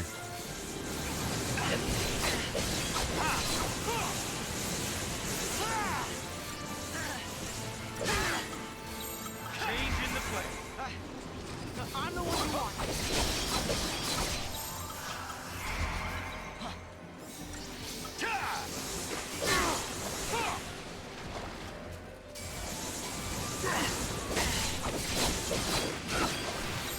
Hold it together. Hang in there.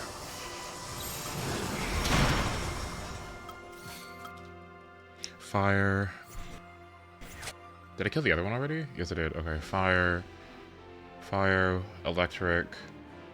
Okay.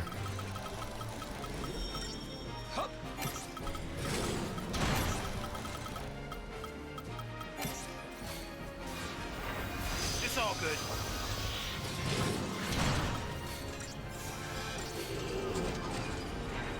For you?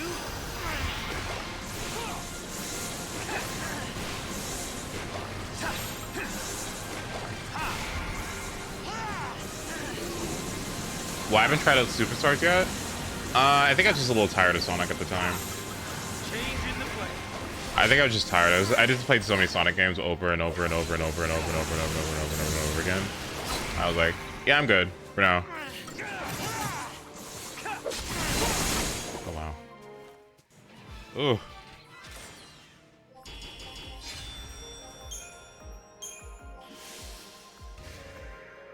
Massive.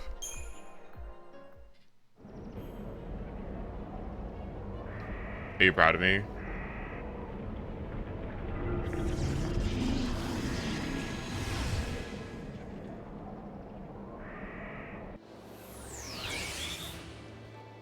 I don't think Superstars was upon my research, upon doing my research, I don't think it was a new trial awaits you.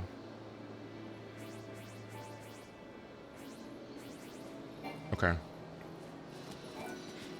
Well, I guess I gotta do these goddamn trials over and over again. That's fine. What was I gonna say? Upon my research, looking at what the heck was going on with Superstars, there are quite a number of problems with it, but apparently level design and level variety is not one of them, and that's something that I am actually kind of interested in. Apparently there are levels that are specifically tailored towards the characters, towards different characters, which I think is actually really cool. I like that.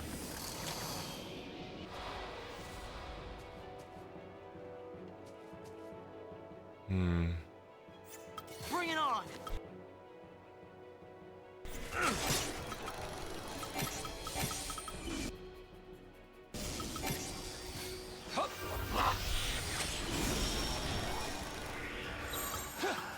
Thanks. Changing gear.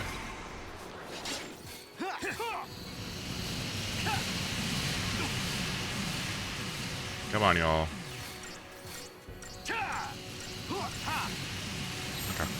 Change in the play.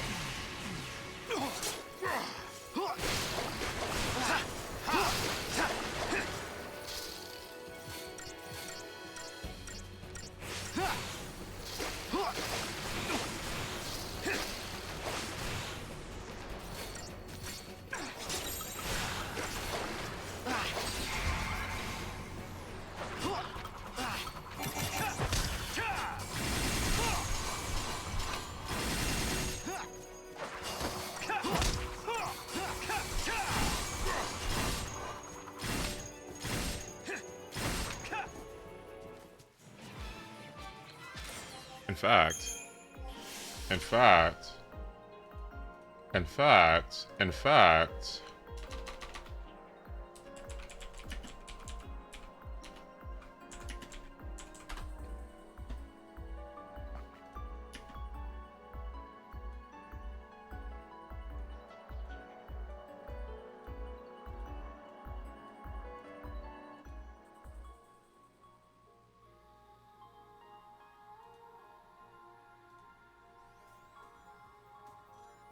Took them long enough to finally make a follow-up to Sonic Mania, not made by the same developers, but it's pretty clear that this is supposed to be Sonic Mania 2. Unfortunately, though, Sonic Superstars is no Sonic Mania. I don't think you need me to tell you that. Plenty of people have been pretty disappointed in this game. Understandably so, because it does have a number of problems, and honestly, I think one of the biggest ones is just that the game is kinda on the ugly side. It's not a terrible looking game, I wouldn't say, but it does definitely have the vibe of kinda like budget Xbox Live arcade game going on, right? It looks like friggin' Splosion Man or something. And especially after Mania and all of its beautiful sprite art, this is a rough way to follow it up, for sure. Music is also an issue in this game. It is very hit and miss. Some of it is pretty good, but some of it is like, ugh. Not great. Not up to the caliber that you would expect for Sonic in general, but especially classic Sonic. And these things are not small problems. The aesthetics can literally be the make or break thing for a game. Obligatory mention of Mario Wonder here. That's a game where people were so tired of the boring, typical 2D Mario games, and then Mario Wonder comes along with its amazing style, and it really pops, and it got people's attention. But the game itself doesn't really play that differently from the new Super Mario Bros. Games. What got people excited about Wonder was the gorgeous presentation. And Sonic Superstars is kind of like the opposite of that game, where the style is so unexciting that I think many people just went into the game before even playing it with this mentality of like, bleh, this is a generic whatever kind of game. So people are already going into Superstars primed to kind of dislike it, and then you play the game, and it does have problems, some of which are really severe. Personally, the biggest disappointment for me with Sonic Superstars was that once again, just like Sonic Mania, this game isn't really doing much of anything to innovate classic 2D Sonic gameplay and evolve it. It's Sonic 3 and Knuckles again. And I already didn't like that Mania did that, but I can accept it in that case because it was a very back-to-basics game. The first time in a long while they had made a Sonic game like that, so okay, we're just gonna bring back the old formula and do it better than it's ever been done? Sure. But for the follow-up to Sonic Mania, now is really the time to push Sonic in new directions and do new things with this old formula. And they didn't do that. Superstars is just another 2D classic Sonic game, just like the original 2D classic Sonic games. But now, Superstars needs to follow up not just the original Sonic games, but also Sonic Mania. And it's definitely not as good as that game was, so for many people, this is just a lesser Sonic Mania.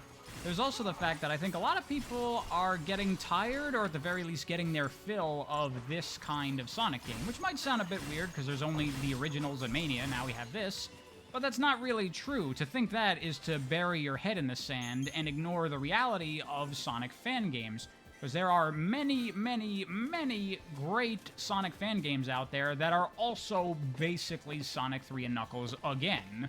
So Superstars is getting compared to those games as well, but it's also fighting against the fatigue of these kinds of games, because many hardcore Sonic fans have played Sonic and the Fallen Star, and Triple Trouble 16-bit, and this and that, and all these other 2D classic Sonic fan games. When you look at the whole scope of these kinds of games, Superstars is doing very little to differentiate itself from so many other games.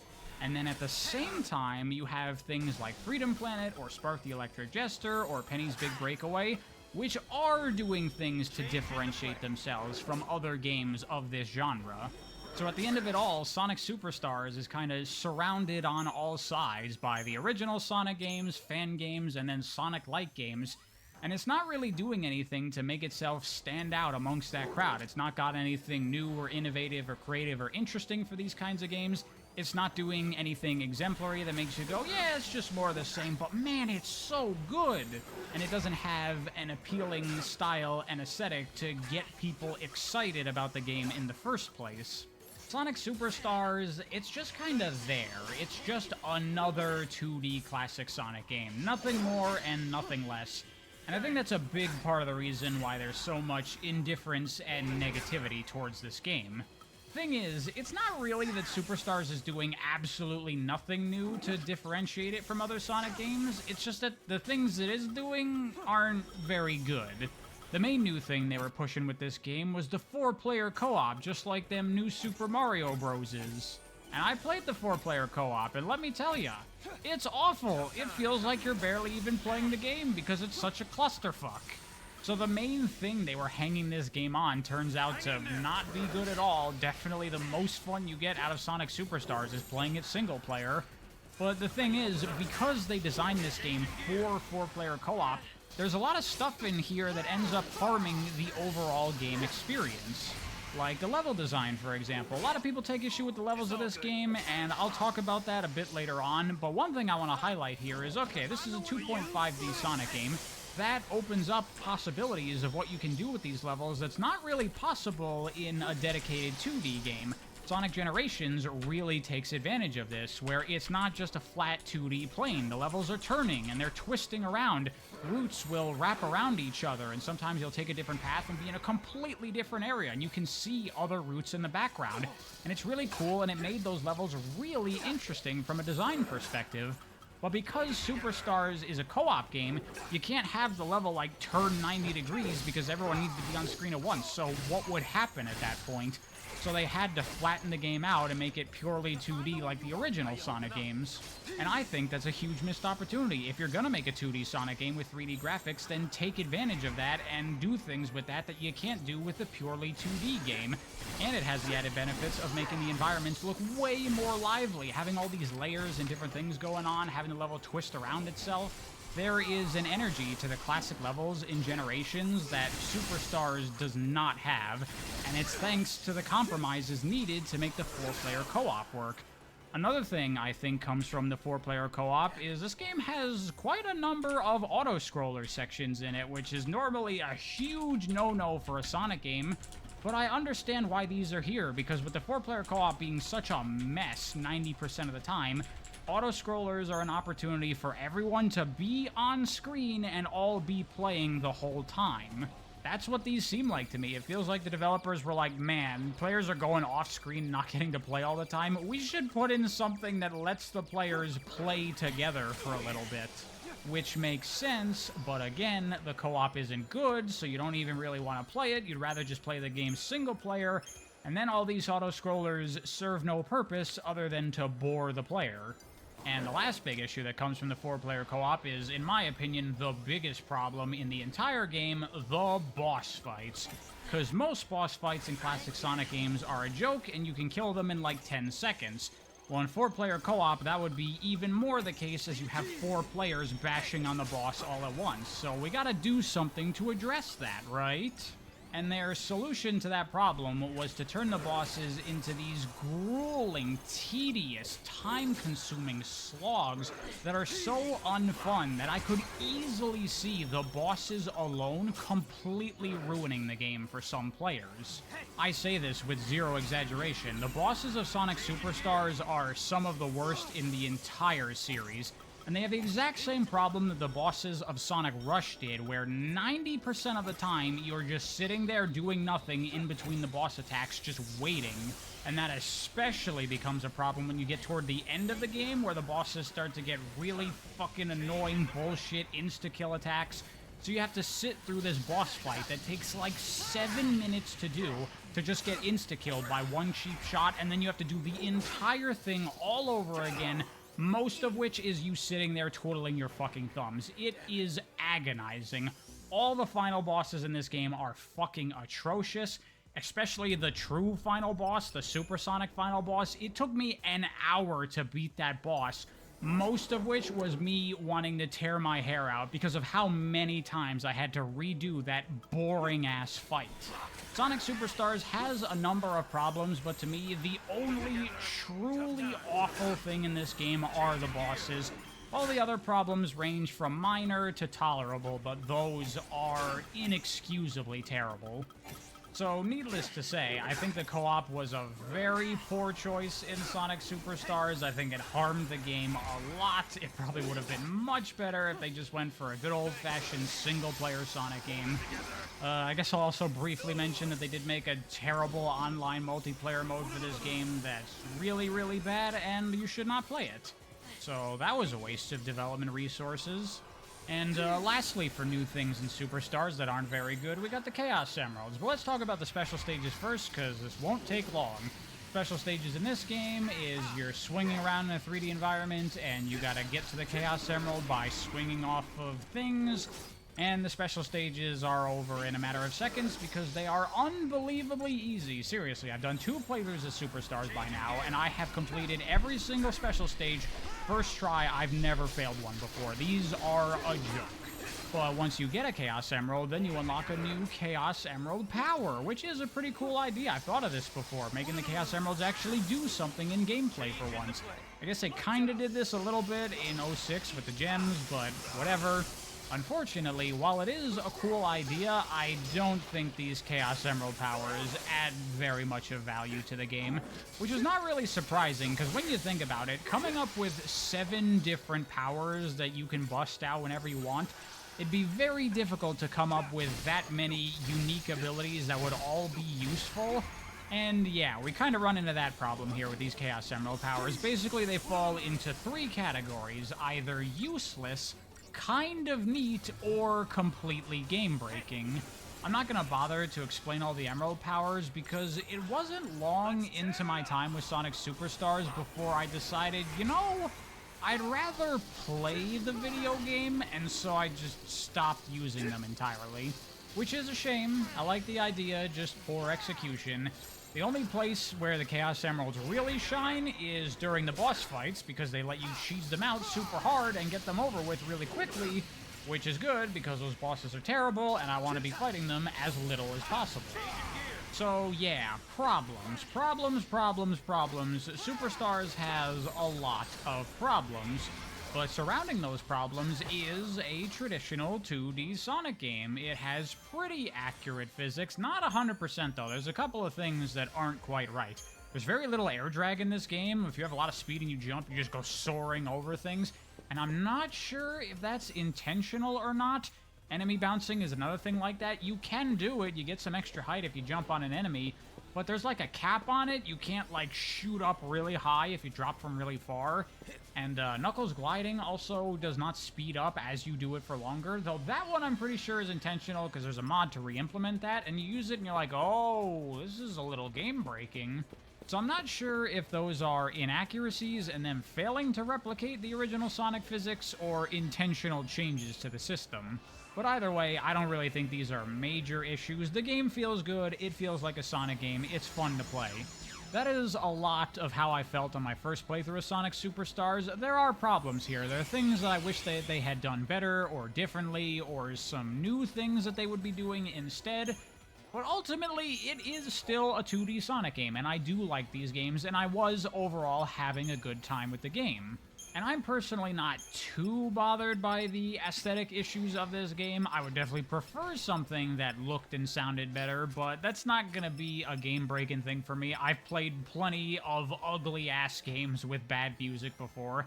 As long as the gameplay is good, that's all that I really care about. And on that scale, Superstars is a fun game. Not the most amazing game I've ever played in my life. There are definitely some problems here, but nothing that drags down the experience too severely besides the bosses. And honestly, the reception of this game has been a little bit strange to me. A number of people not really feeling the game. That's understandable, but there's also been a number of people like totally dunking on this game, saying that it's total trash, and it absolutely is not trash at all. At worst, I would say this game is okay and a bit disappointing, which is a far cry from how terrible a lot of people have been making it out to be. Which, to be clear, I'm not trying to defend Superstars here, I'm just trying to be balanced. There's been a lot of hyperbole surrounding this game in the Sonic community, which I guess is nothing new. I think a lot of Sonic games are overpraised and overhated by many fans. Now, that said, I want to reveal my hand here and say that I do not like Sonic Superstars. I love Sonic Superstars. I had a shit ton of fun with this game. I have like 35 hours put into it. I plan on putting in more. I plan on coming back to this game. And this is going to be a very personal thing that most people are not going to care about. Because I'm one of the few people out there that cares to time attack Sonic games, to practice them, to learn the levels, to get good, and to blast through these levels as quickly as I can. And I always reserve final judgment of a Sonic game until I have time attacked it. Because in the past, that has completely transformed my opinion of Sonic games, and Superstars is one of those games. Before Time Attack, I was like, yeah, I like the game, it's got a lot of problems, but overall, I did have fun with it. Now that I've Time Attacked the game, I fucking love this game, it's so much goddamn fun. First thing I want to say, I actually forgot to mention this in the Mania video, they added a Time Attack mode in Mania, which is not a new feature, it's been in a couple Sonic games, but a new thing they had in the Mania Time Attack was the ability to instantly restart the level with one button, which is fantastic. That should be a mainstay feature in every single Sonic game, and Superstars retains that amazing time attack, which is great. Love that. Especially in Superstars' case, because in these time attack modes, they cut the level off before the boss fights, so you just get to play the fun part of the game and you don't have to bother with all that crap. And as I've said, it feels like Sonic, feels good to play, so then it all comes down to the levels. And I know a lot of people have issue with the level design in this game, but I actually think these levels are overall pretty well designed. They're not the best Sonic levels I've ever seen, but they are not bad, I do not think. These levels follow traditional Sonic level design philosophy to a T, and I think they do all those things pretty well. The weakest thing about these levels is I would say that they are a bit basic as far as the platforming is concerned. They don't really utilize the Sonic physics element that much. It's a lot of very simple, straightforward, just jumping from platform to platform. Whereas if you compare it with something like Mania, that really knew how to utilize the physics of Sonic games for cool, fun setups and stuff. This is a lot more simple, and I will fully admit that there are definitely some zones here that are better than others. The first two zones of the game, I think, are a bit weak, and I'm not in love with Press Factory, and the final zone is very claustrophobic and just not super fun, and there's quite a number of auto-scrollers in this level. And they have the thing where for Act 2, you play through the same level again, but backwards, which is a cool idea, but this level wasn't hugely fun the first time around, and it's not hugely fun going back the other way either. But outside of those, I think overall the levels in this game are good, solid Sonic levels that are pretty fun to play. In fact, some of them I would say are really freaking fun. And you know what? Something I would say Superstars actually does do better than Sonic Mania is multiple playable characters. For one, during the normal playthrough, this game does away with each character being assigned to a save file, and you can only play through that character. Now you can swap characters whenever you want and keep going, which I very much like, and it kind of recontextualizes the characters. Now they're not different playthroughs, different difficulties, now they're just different move sets that you can pick and choose which one you feel like using. And they capitalize on this really well. One new thing that they do for Superstars that I do like is every character gets an exclusive level built just for them. It's not just Knuckles anymore. And these are some of my favorite levels in the game. They really do take advantage of the characters' abilities, especially the Tails and Knuckles levels. You've never played a Sonic level that utilizes Tails' flight as well as this one level here does. And something I want to point out with Knuckles that I bet you most people don't know, they gave him a new ability in this game, kind of. If you jump into a wall and press up and jump, then instead of clinging to the wall, Knuckles now has a wall jump, which has different properties than him just being on a wall and jumping from it. He jumps much higher, though you can also do this from climbing on a wall if you press up and jump. And it's a very small thing, but it adds a lot to Knuckles' gameplay. His climbing has always been so slow. Now you have a faster way to climb up a wall, especially if there are two walls next to each other. Then you can jump back and forth from them, and it's way more active and way more fun. It also opens up new opportunities for Knuckles to do cool shit like this. God, it is so much fucking fun to do. Knuckles was already my favorite character to play in the classic games, and then they made him even more fun with this. Also, I have a mod equip that restores the ability to spin dash out of his blind landing. That definitely helps. And while we're talking about characters, we got Amy in this game. She's been added, technically, if you don't count Origins. And she has a double jump, but also her hammer as a passive effect, kind of acting as a persistent insta-shield, giving her a larger hitbox, letting you hit enemies you normally wouldn't be able to hit. Very good for cheesing bosses. Amy is fun to play. The level that utilizes her is very good. She does have her hammer rush ability as well from Origins, but it doesn't work exactly like that, and it's not very useful, but whatever, she's still overall pretty fun. And then we have the new character for this game, Trip, who also has a double jump, but then she also has the ability to cling to walls and ceilings, very similar to the Pink Wisp from Sonic Colors. And at first I was like, well, that's kinda lame. It's just an amalgamation of the other characters' abilities. I would have rathered something unique for Trip. But then it made sense to me, because Trip gets her own dedicated story. This is like the hard mode Knuckles playthrough of the game. But here, all the levels are remixed slightly to make them harder, but also to take advantage of Trip's unique abilities. And in this mode, you play through all of the normally character-exclusive levels, but as Trip, because she has a moveset that allows her to do basically everything everybody else can do. And let me tell you, the level design here is some really clever, interesting stuff that cranks out as much potential from her unique abilities as possible. You can do some really weird, wacky shit with Trip's movement in this, stuff that no other character can do, and it's practical and useful, and sometimes they ask you to do these things. I've heard a lot of people don't like Trip's campaign, but honestly, I kinda loved it. It was super fun. My only complaint with it is that you can't play Trip's version of the levels in time attack mode. It's only the base version of the levels, which is like, what the hell, man? I want to play time attack mode using the levels built specifically for Trip. That gets so much more use out of what she can do. Speaking of getting use out of the character's abilities, this is the big area where Superstar shines for me, especially over Mania. Mania, as I said in my video there, the other character's abilities aren't super useful a lot of the time. That game seemed like it was really, really designed for Sonic, and the other characters were kind of an afterthought. Here, the levels, while not as interesting on their own and they don't utilize Sonic physics as well, they have a lot more room for the other characters' abilities to dramatically alter how you play. There is a lot of character-exclusive shortcuts in this game that do make for a very different playthrough depending on which character you use. Some of them a bit more in-your-face and intentional, like those blocks that only Knuckles and Trip can break. But some of them are just in the level design and the layout, like this one sky level here. Oh my god, playing this level with the different characters is a totally different experience, because this level is designed in a very non-traditional way for most Sonic levels. It's about climbing to the top, and the level kind of snakes back and forth as you go up every floor, which means a character like Tails, who can fly, can head straight up and skip a whole bunch of the level, basically breaking the entire thing in half. Meanwhile, characters like Knuckles and Trip, who can climb on walls, can take some pretty big shortcuts, but you still have to do some things, whereas if you want the core, main, normal experience, you play through Sonic, and then you can't cheat at all. This is the kind of stuff I'm looking for when it comes to multiple playable characters in a Sonic game. This is great. This is super fucking fun.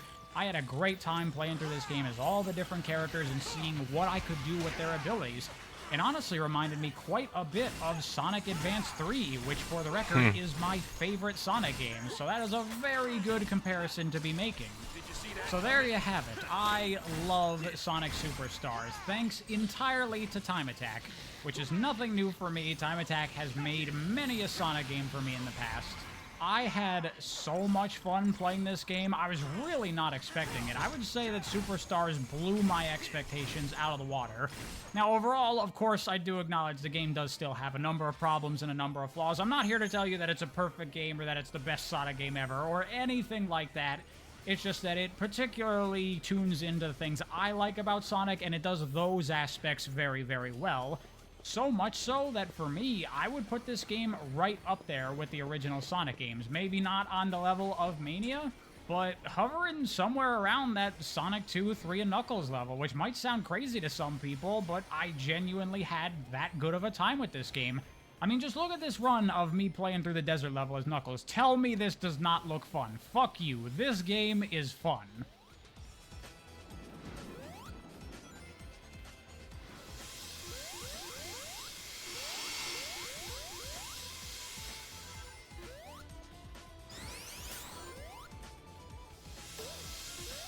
It looks so slow, floaty. Okay, that kind of looks like fun. Wait, okay. Wait.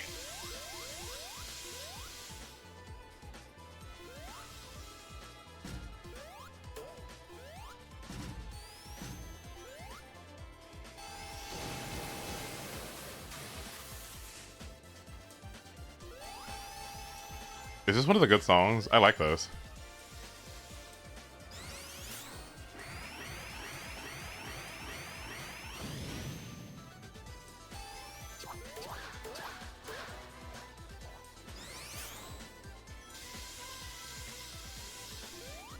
Why is it so ugly? This game is ugly. Wait.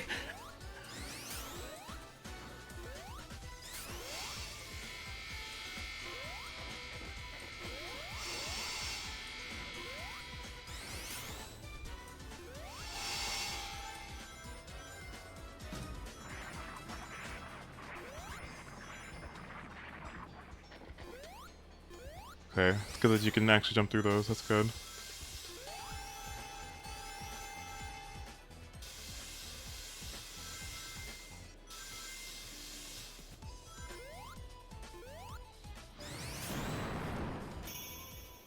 Okay, that's okay. That doesn't look too bad.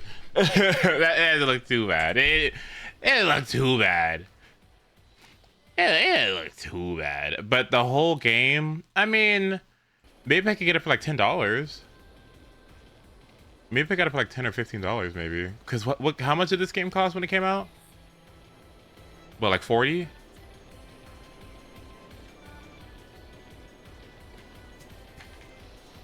Hi, Leon.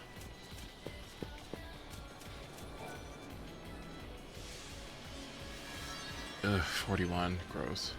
Let me check. Okay.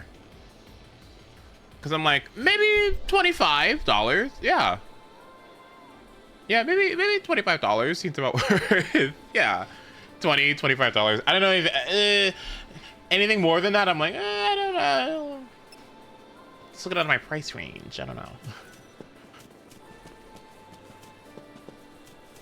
Has everything settled in with you, Leon?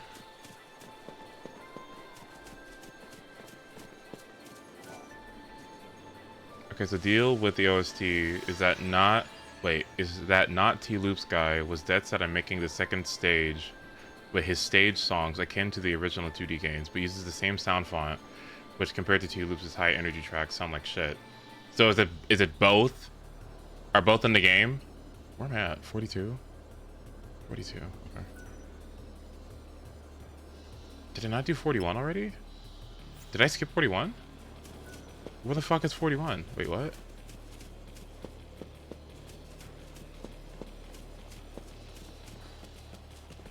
Did you find a good job? Did you find like somewhere better to work? Where is 41?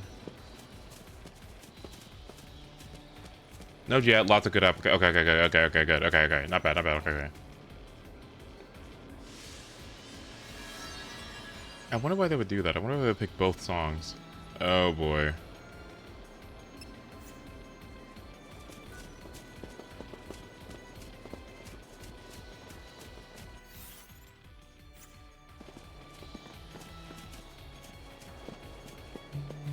I haven't forgotten about content warning, by the way. I've kind of just been streaming.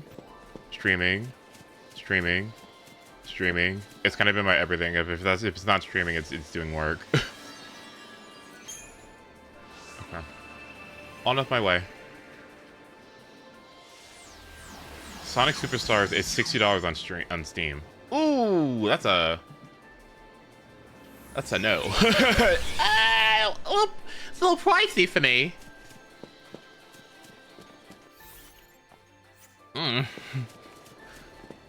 $60? I mean, I want to try it, but not that bad. Ooh.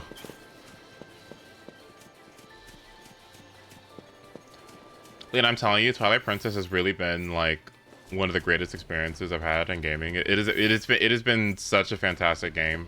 Like, well, okay, should I say game or experience? Is it a good game or is it a good experience? It's a good... It's been a really good experience, I'd say. I'm not sure if I really like... No, it's a good game. Yeah, it's a good game. I guess when I try to like, I guess when I think about that, when I think about like the difference between those two terms, I guess I went in thinking is like, are the gameplay elements in it It's all good. solid enough? And I'm like, yeah, probably, yeah. For you?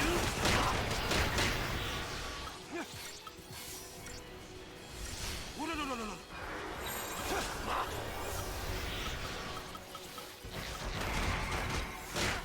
Oh my God, Hope? Changing gears.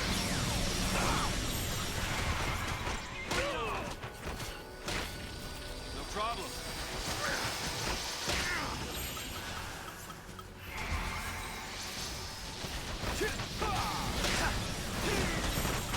Changing the play.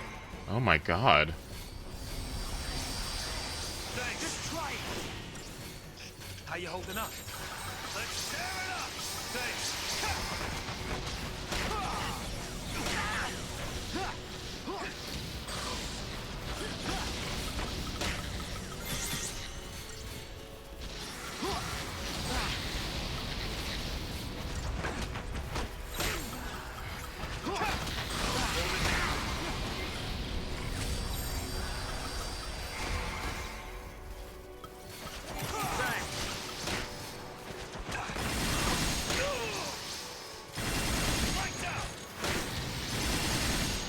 That's you.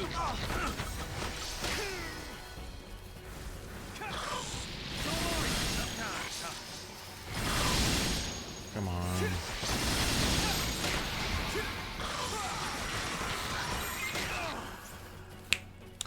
Switched over to the wrong one. Ugh. Fuck.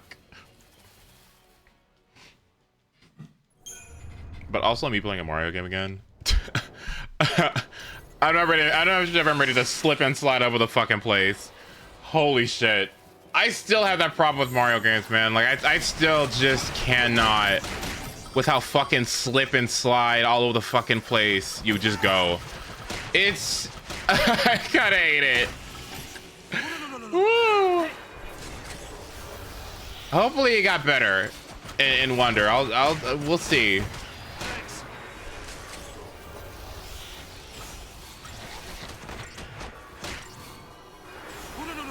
For you?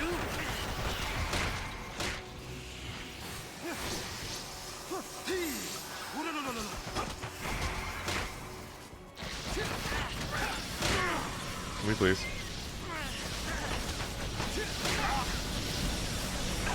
Say goodbye.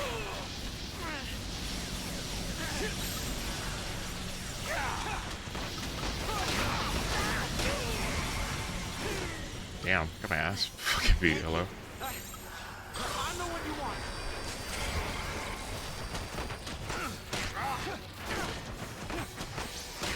Thanks. Tough times, huh? How you holding up? No. Changing gears. Okay, finally.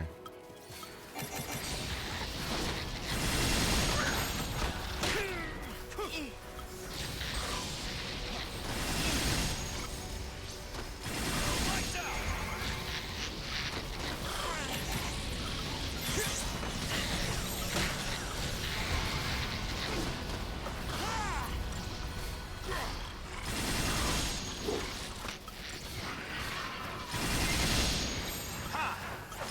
Changing the play.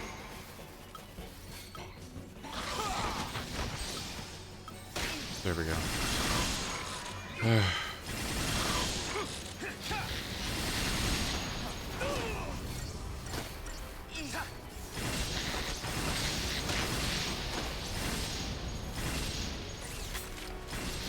on, bitch.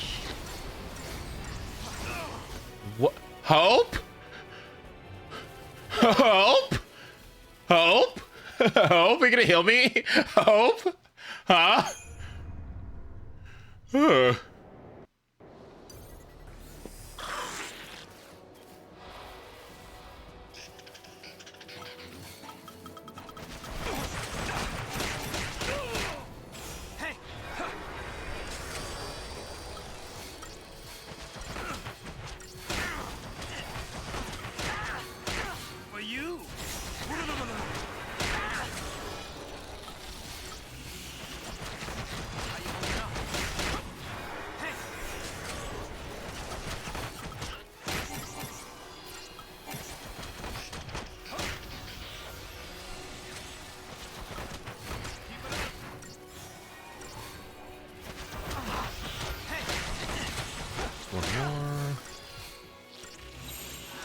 Hang in there.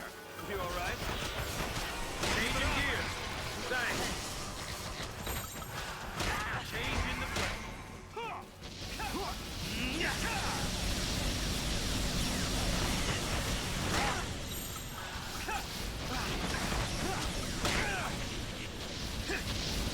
Changing gears. Bring it on. For you. Hold it together.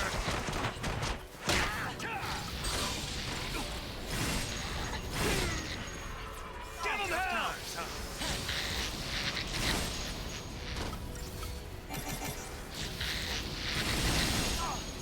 Thanks.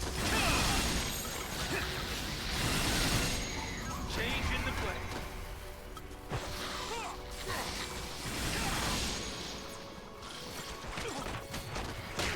And good night. Nice. That's you. Done.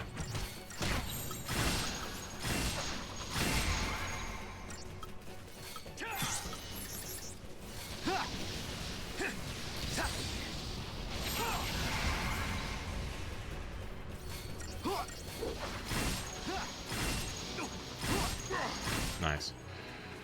Ugh.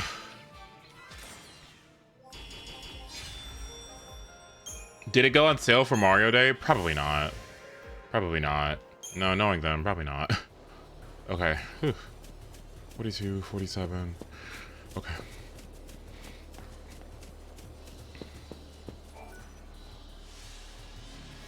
$47, okay.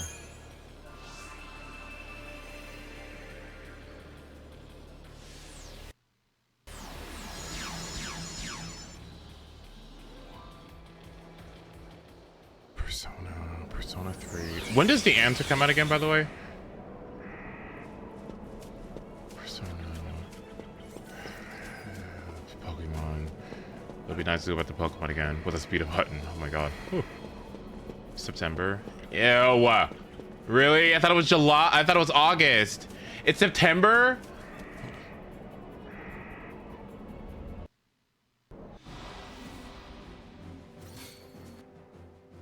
That's not good. Bring it on. Ha! Keep it up.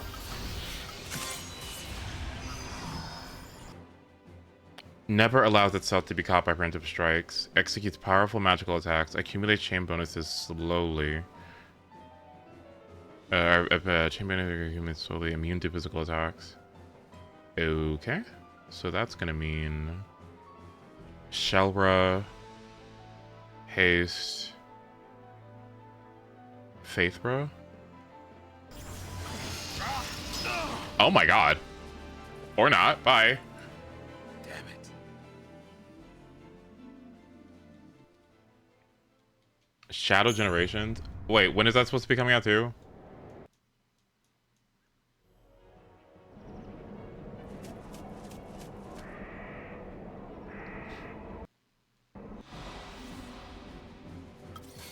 Shelra. Thank you. Faithra. Leave it to me.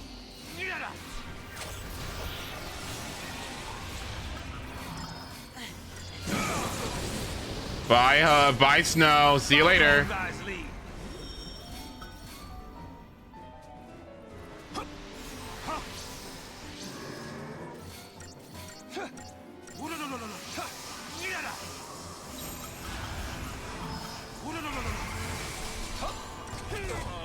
Oh, that's... Luck's finally run out.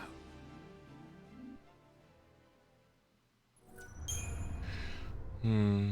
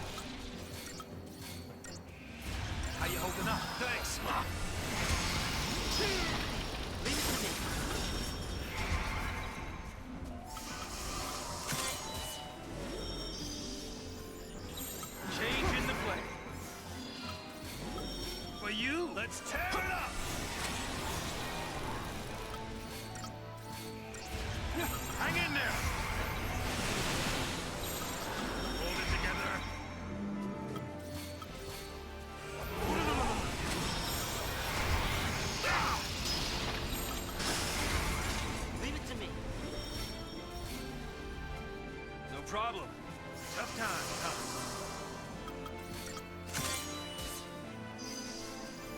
Thanks. Come on, do it again. Okay. Changing gears. That is so much damage. What the fuck? Help.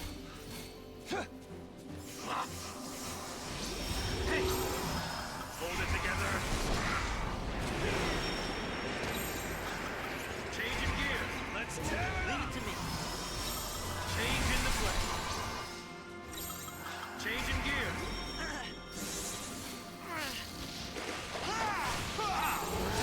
No, that's not good.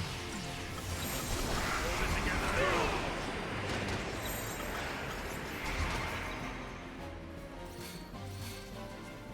Sometimes, huh? What do you mean to? Okay.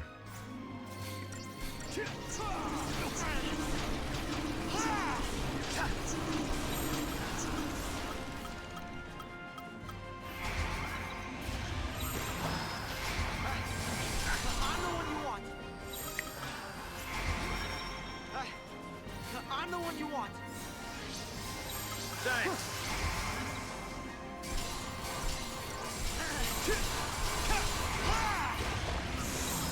Changing gears.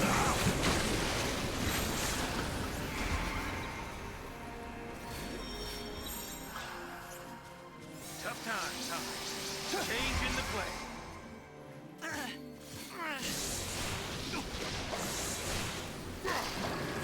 Snow?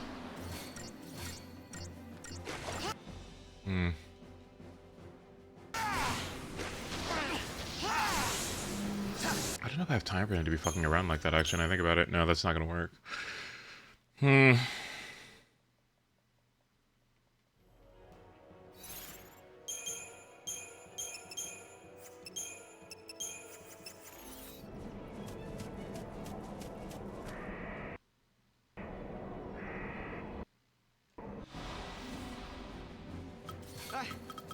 I'm the one you want. No problem. I'm the one you want. Leave it to me. Thanks. Hang in there. Oh my god. Well, that's my bad. Damn it. Okay. Okay. So first thing that needs to happen is Shelra, and then immediately swap. And then immediately swap. I'm the one you want.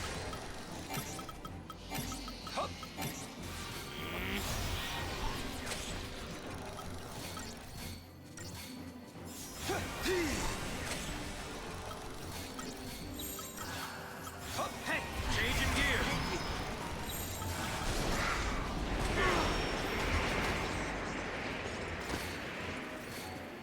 Thanks.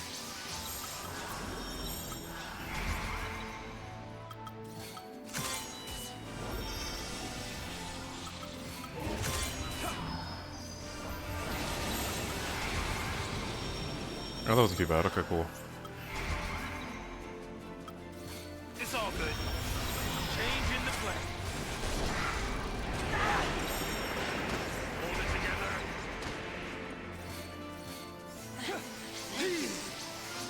Leave it to me. Changing gears. Please. Okay, good. Leave it to me. Whew. A lot of media has been underwhelming this year. That's because I think we're on a transitional phase. I feel like very soon we got new consoles, new stuff coming out soon. I think people are kind of sick of what we got. Oh my god. Please do that again. Please slow. Thank you.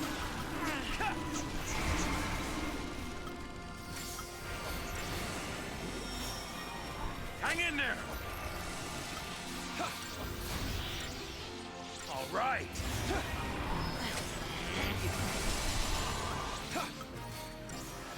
How you holding up? They better be really well. Okay, actually. Changing gears. Okay, console. So you're right. Okay. We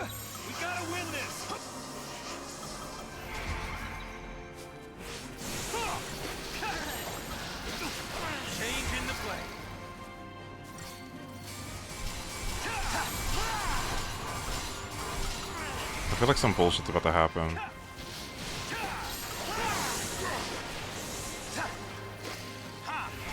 Oh my god.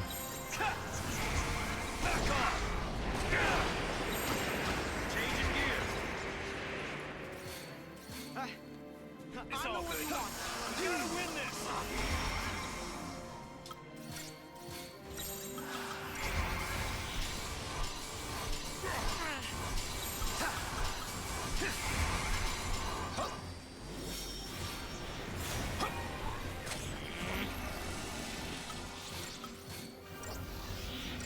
For you, we gotta win this.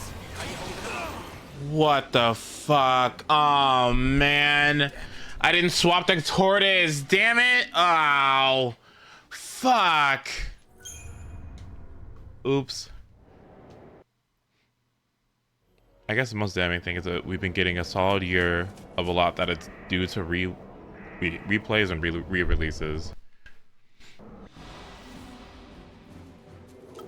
I wish I wasn't such a...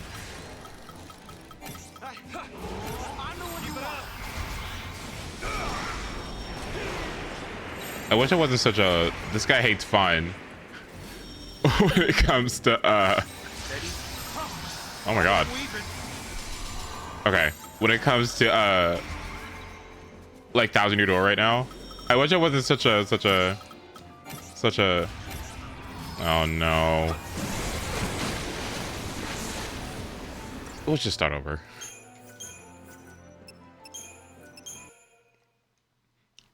I don't know, man. I don't know. But you're kind of right. At least in the things that I'm looking at right now. You've got the Thousand Year Door remake. You've got the set of separate remake stuff. You've got the Sonic, the Shadow, whatever the fuck is coming out. Yeah, I guess you're kind of right. Yeah. Steady. On the house.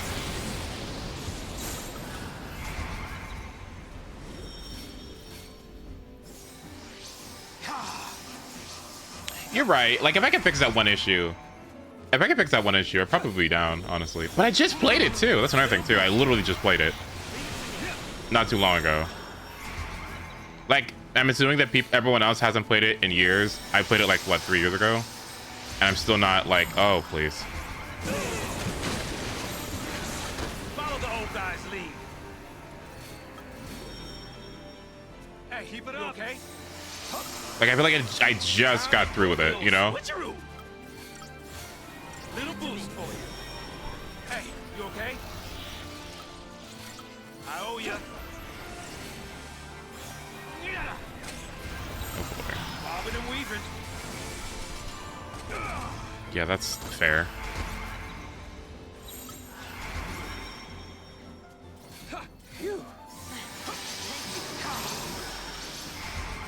Please slow it.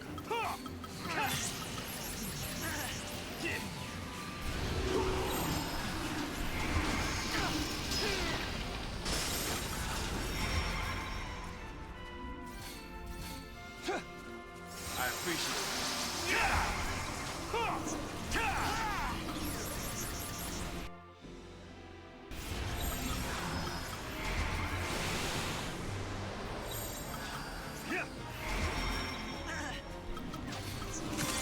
Thank you.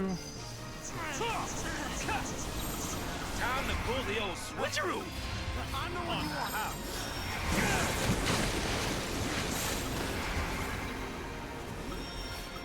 Keep your chin up. Hey, you okay? Keep your chin up. Oh, no.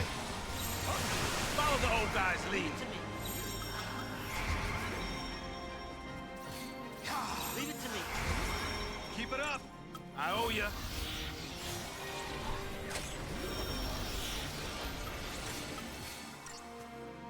Hey, you okay?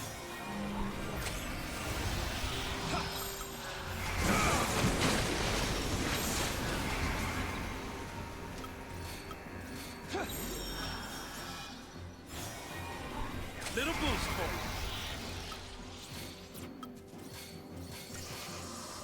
We gotta win this. Time to pull the old switcheroo. No.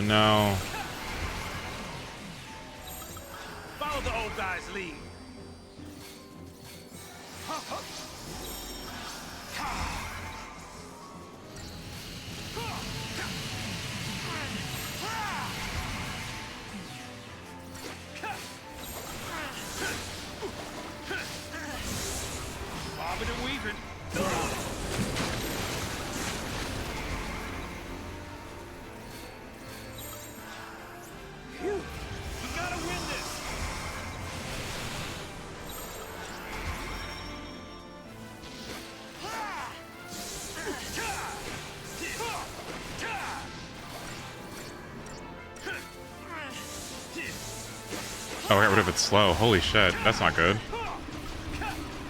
Thank you.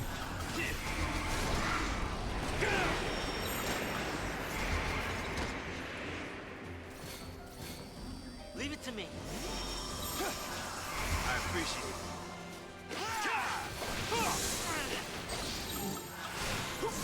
Time to pull the old switcheroo.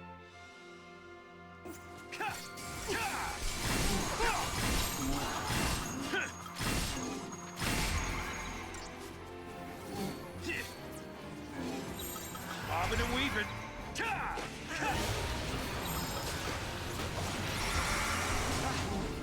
I'm the one you want.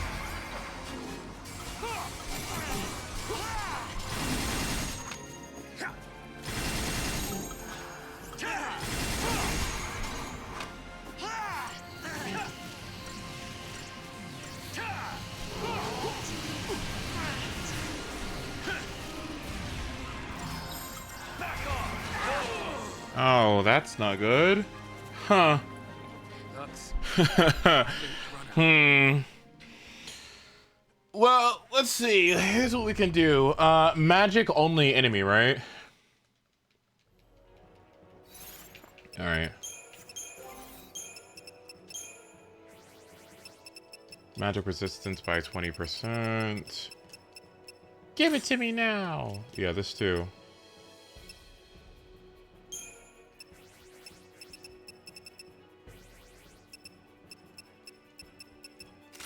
Magic resistance. Where you at? Alright, this should be good. Okay.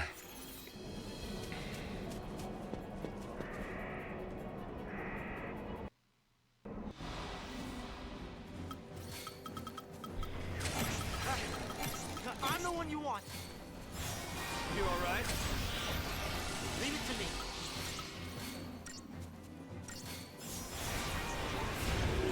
Time to pull the old switch. Bobbing and weaving. Leave it to me.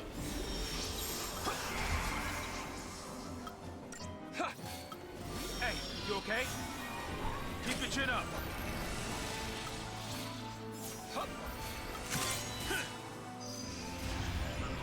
Keep it up.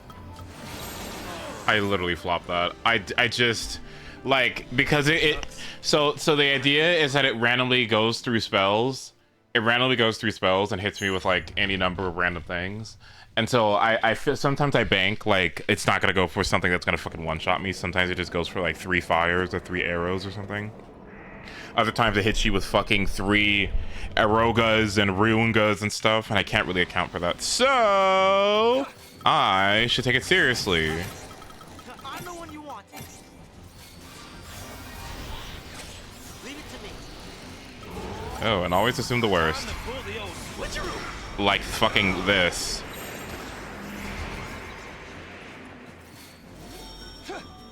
You gotta win this. Bobbing and weaving. Can I please slow it?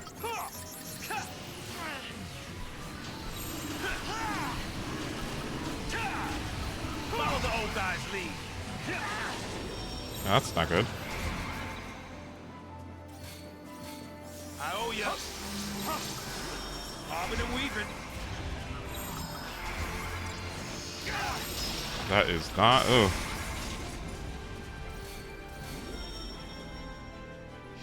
You have magic resist on, right? I just put it on. Time to pull the old switcheroo.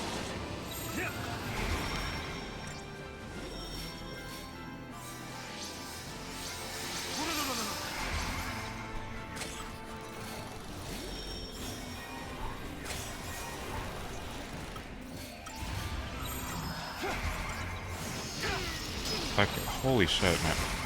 Ugh.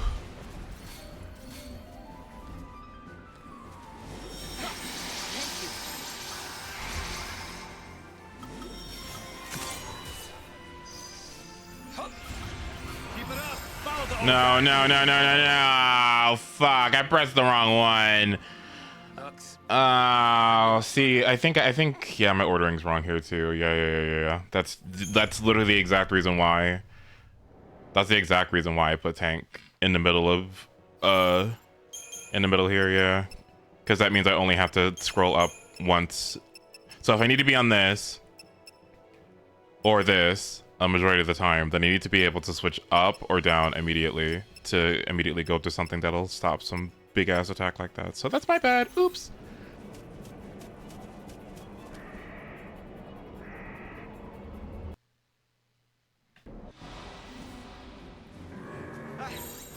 I'm the one you want. Leave it to me. What the fuck is this? Okay, there it is. Short and steady.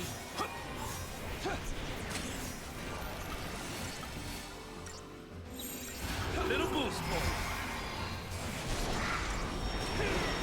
Time to pull the old switcheroo. Keep it up.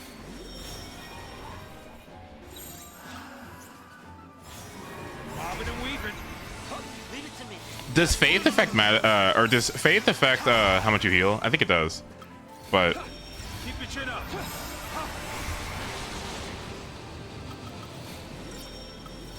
it does. Yeah, I figured. Okay.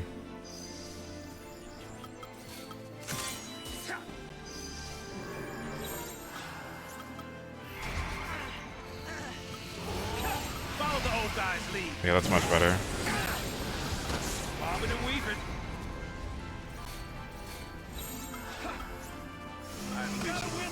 Follow the old guy's lead.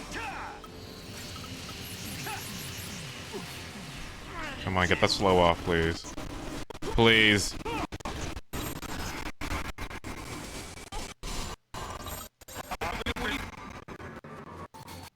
Oh, we got it? Nice.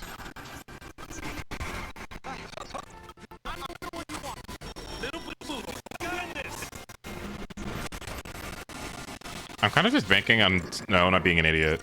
Like, bravery. Yeah, he's so smart. Man, I fucking love Snow, dude.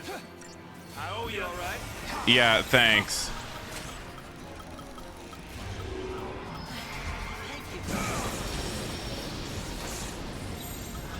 Follow the old guy's lead. Leave it to me.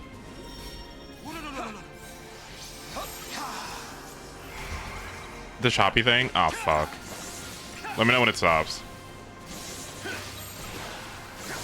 Time to pull the old switcheroo.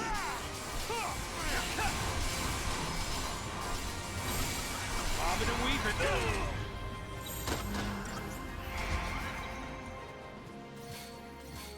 On the house. I'm the one you want. I wonder why it does that. Oh my god.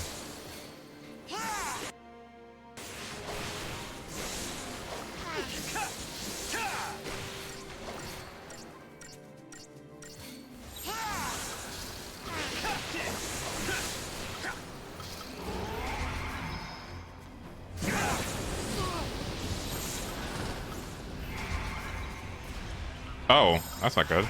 No.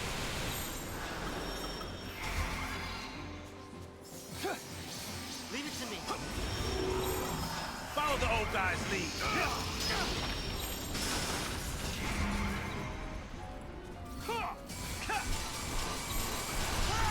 Bobbing and weaving. Follow the old guy's lead. Hey, you okay? Keep it up. Bobbing and weaving.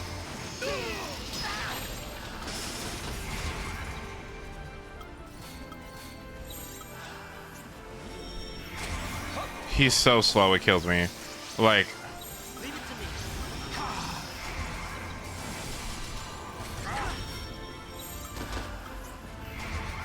holy. I owe you. Little boost for you. We gotta win this. Well, then I've accomplished nothing then. Basically, if it just resets its chain gauge and loses all its buffs, then I didn't really accomplish anything. Yeah.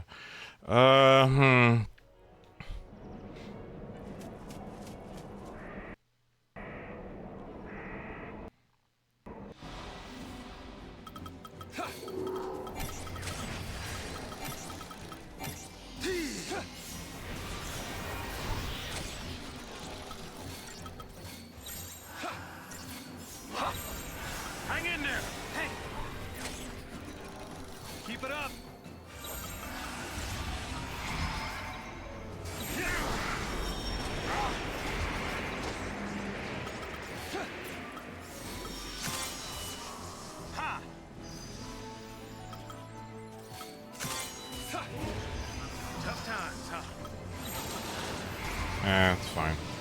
Hold it together.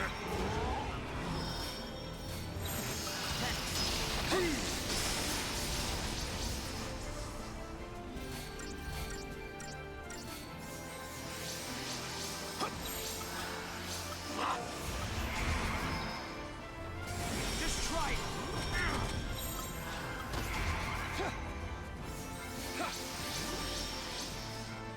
How you holding up? We gotta win this. Okay.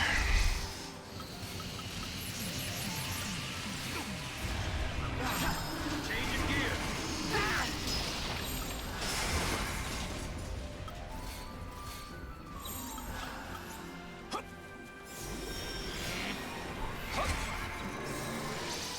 Just try it. All right. Hup. Thanks. You all right?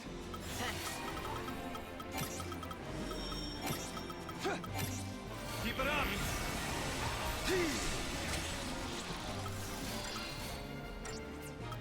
Hup. Hang in there. Hey. Just try it. You all right? Just try it. Keep it up.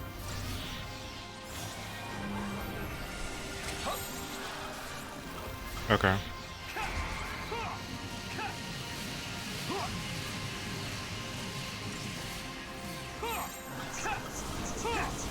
Change in the play.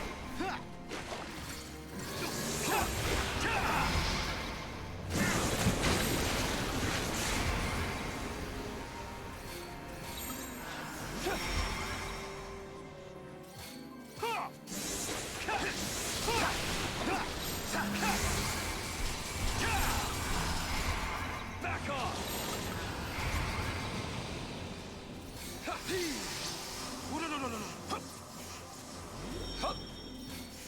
For you. Hold it together. Oh, slow one off. A slow fucking, oh, please. Changing gear. Back off.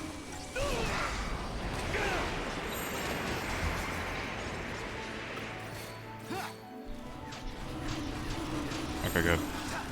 Change in the play.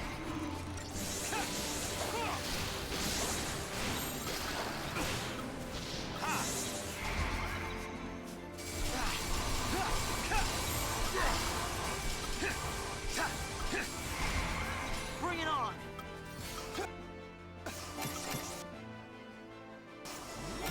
All right.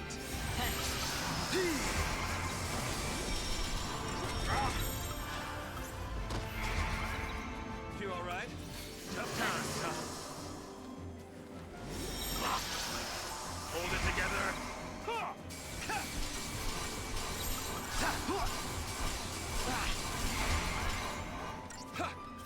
It's all good. Hey! Hang in there! We gotta win this! Change in the play. Hold it together.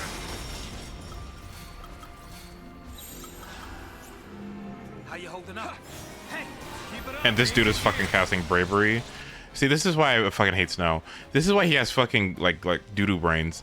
Why is he casting bravery against an enemy that's immune to physical attacks? What is he doing?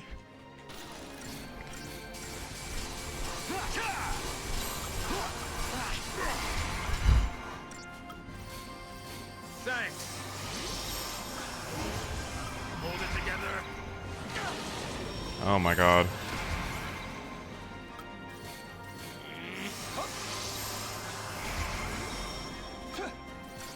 Hang in there.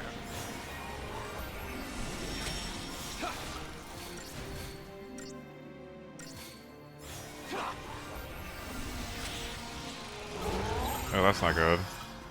Change in gear. Change in the play. Hold it together.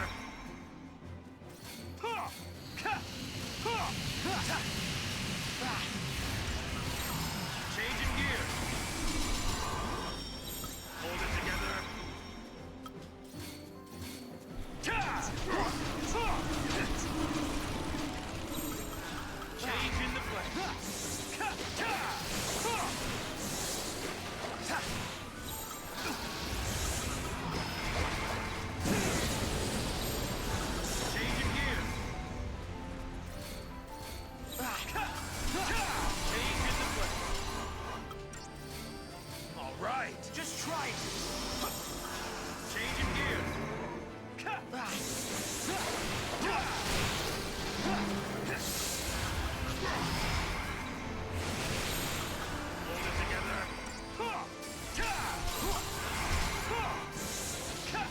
And another mission, you have to fight against 2 of these. Excuse me?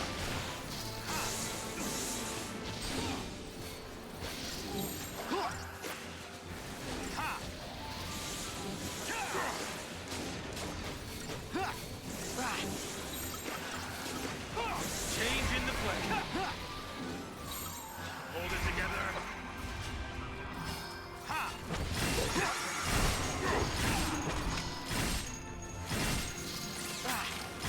Why am I 1 HP? What the fuck? It'll be fine. I'll be okay. Please Scourge. Scourge, Scourge, Scourge, Scourge, Scourge. Nice. Nice. Changing gears. Bring it on. Hey.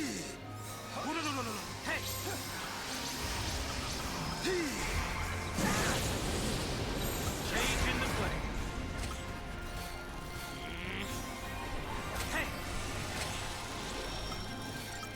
Thanks. For you. We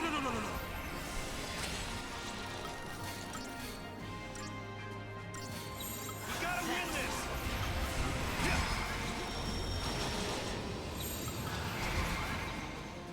Just try it.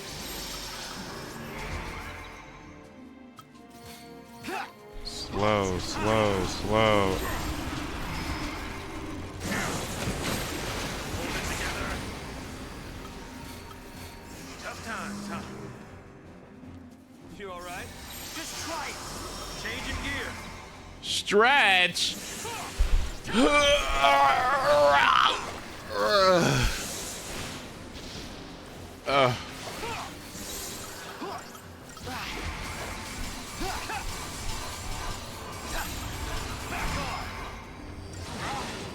Why me, bitch? What? In the play. Thanks. Yeah.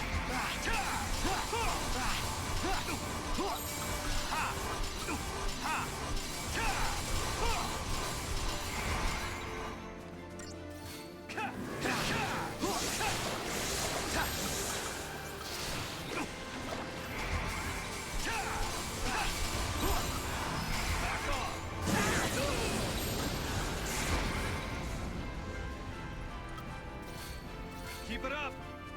We gotta win this. Hold it together. It's all good.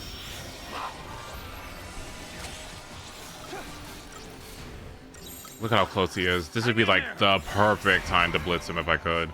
Oh, look at how close and up at my grill he is. Changing gears. Oh, great.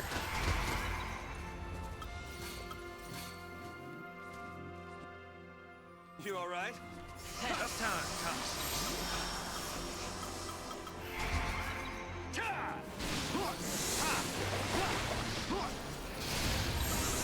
Change in the play.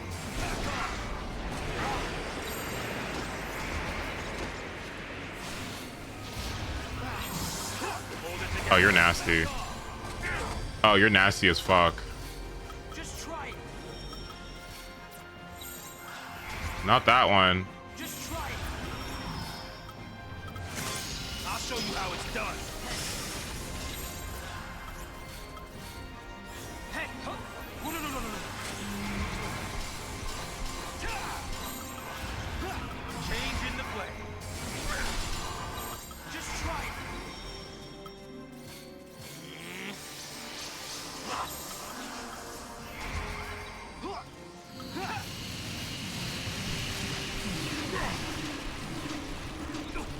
Nice.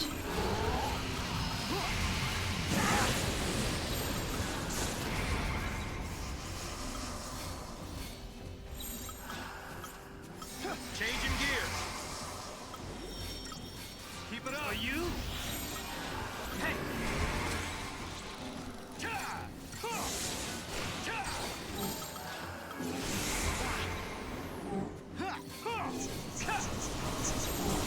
Pain, bro. What?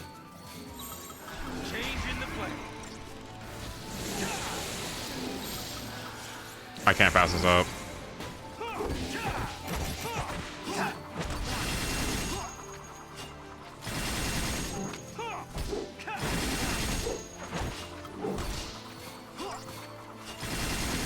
Ugh. Holy. Oh my goodness. Whew. Okay.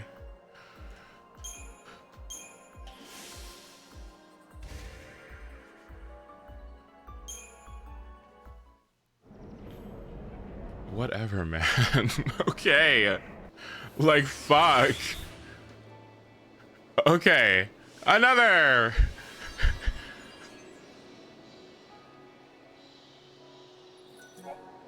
Let's see. 35, 36, 37, 38. Okay, so I still need to do C2, D1, D4, and then the rest of the E's. Okay, cool.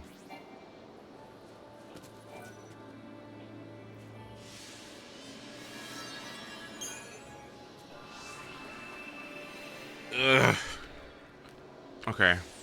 Next one is A1, B2, C3, D4, and E6. Okay, not bad.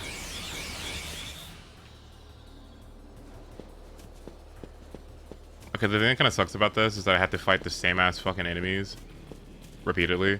Low key. Have I gotten my fill of Snow Hope? I kind of miss Lightning. Like a lot. Yeah, I need her back.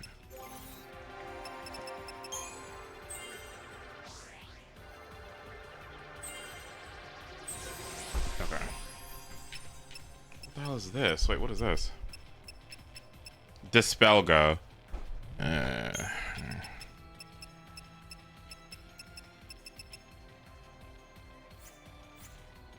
Wait, I'm missing something else? Dispelga and what?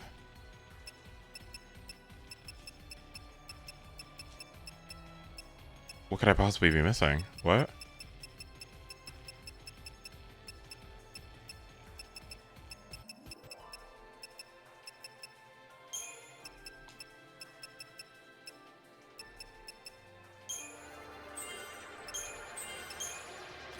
I didn't have blindsight this whole time.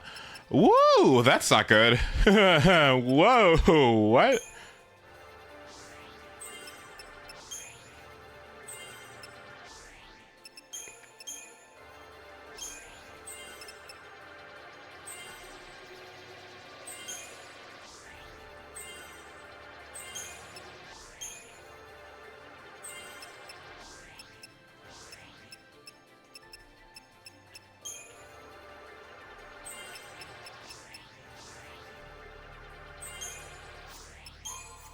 Okay, Synergist, Medic. Well, she definitely needs to get higher in Medic. Oof.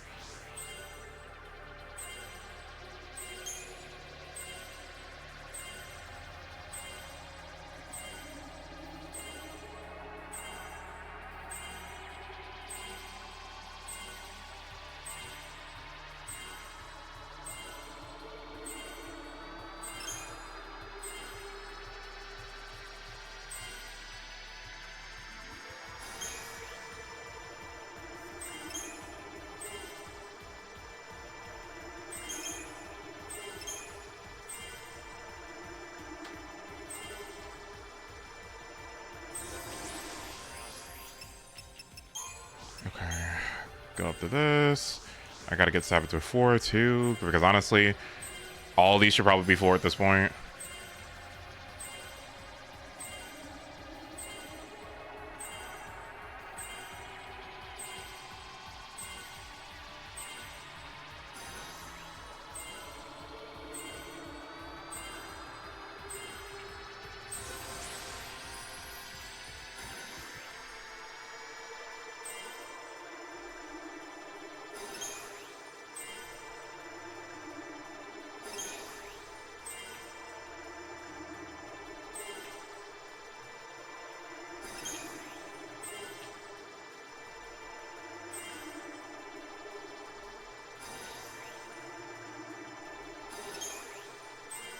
This high note. Okay,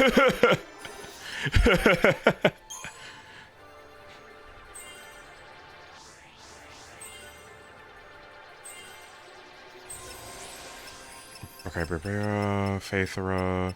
Okay.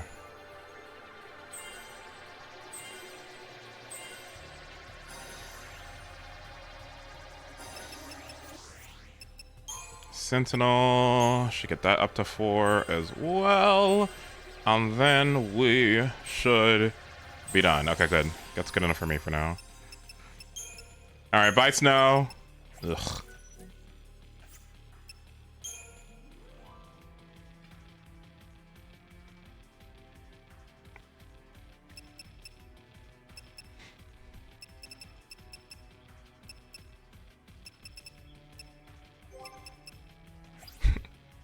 Alright, you've seen it all, folks. You've seen Tank Hope. Now it's time for Tank Benio. Uh-oh.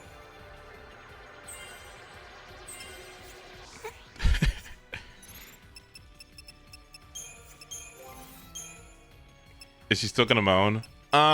Well, to be determined, because I actually have no idea. Let's see. This is literally one of my favorite songs. It's so fucking good. What?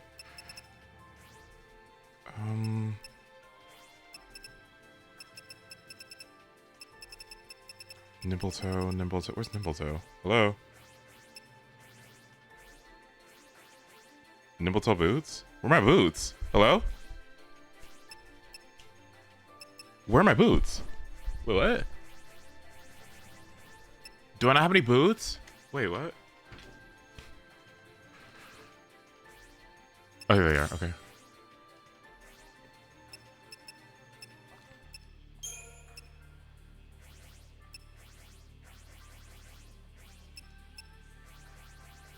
Where's the HP? Okay, here we go.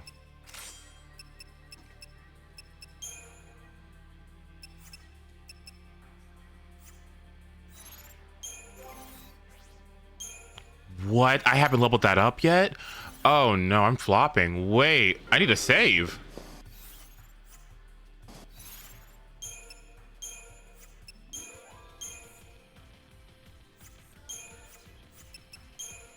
What the hell are these? What? Okay.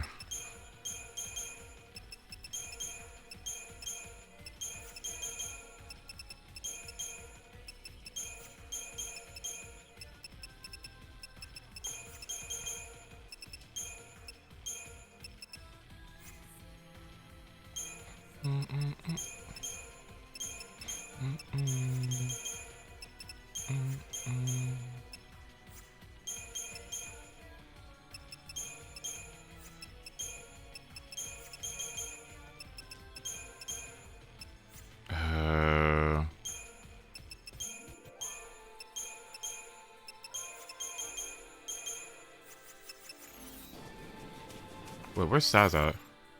Okay, alright.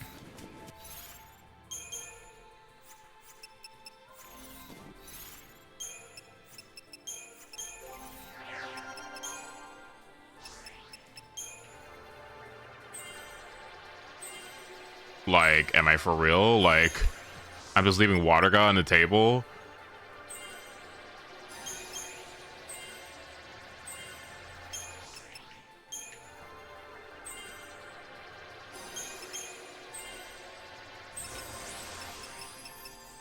I feel like I'm missing something important. Yeah, Cold Blood. Okay, that's what it is.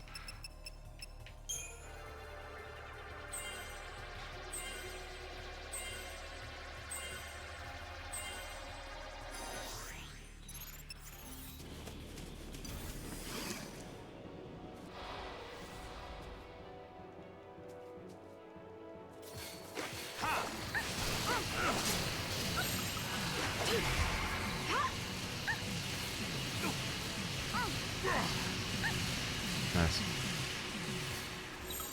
Changing gears. Almost feel sorry for you.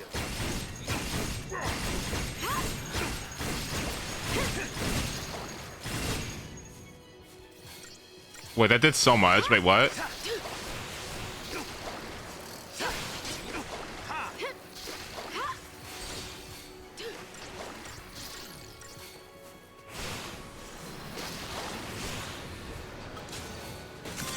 No mercy.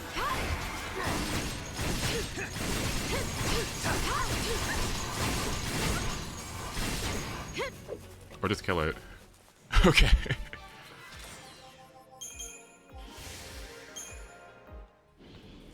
Okay.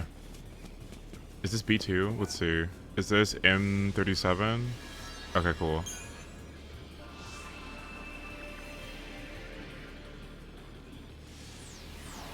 We still haven't fought that stupid Cactuar yet, by the way. I think after all the trials are done, maybe it shows up, or maybe it's one of the last missions. I don't know. I think maybe right before the end, I think you gotta fight it. I don't know when it happens, but I know at some point.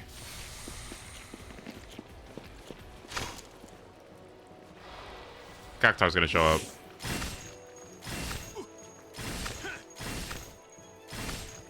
What y'all weak to?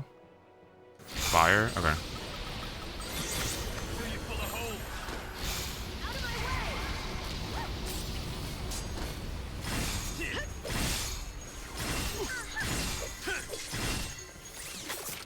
Cactuar's 45? Okay. So not here. Okay.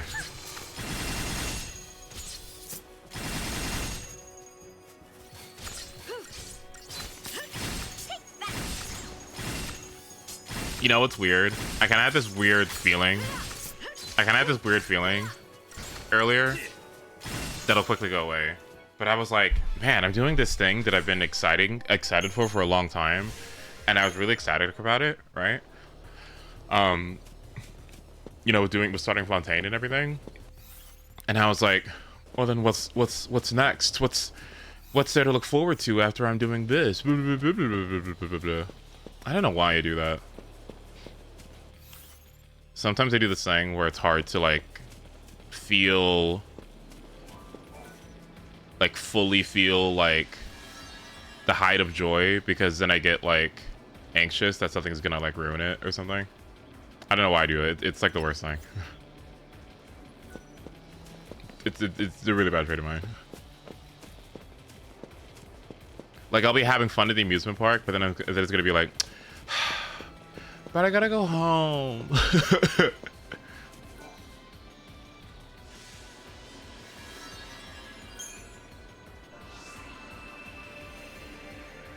It's the worst thing. I fucking hate it.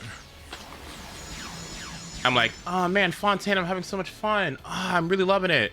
And then it's like, oh, but then I have to wait for Notland. Oh man. Oh man, then there's gonna be nothing to do in it's fucking in the I don't know why I do that. It's really bad. Okay. Inkender, let me go ahead and raise this up.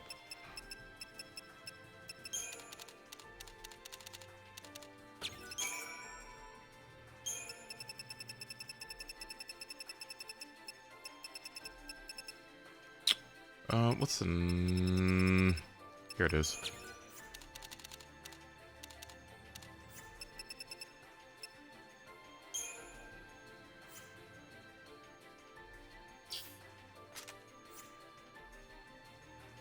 $15 hours? That's less than a day!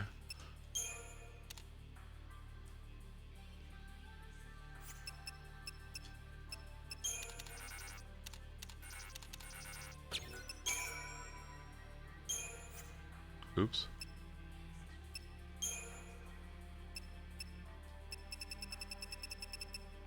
That's 4 days in playtime. Okay.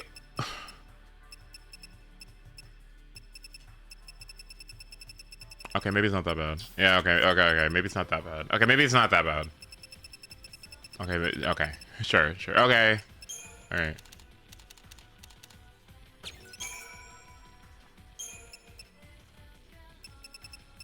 It took you 3 string. Okay, that's because it was boring.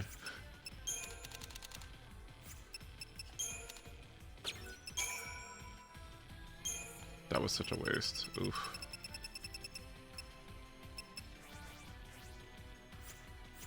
Don't sit here and tell me that I have to use a... No, please don't tell me. Is it a Tetrahedron? Is it?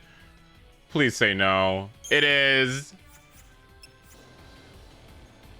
Well, buy money. See you later.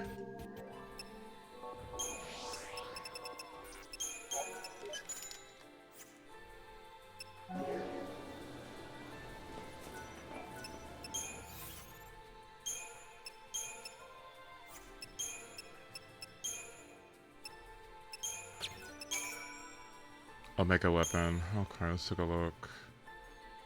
36. 36 of these.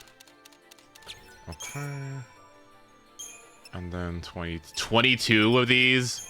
Holy fuck. Okay. Wait, what? Oh, because I raised the level, that's why.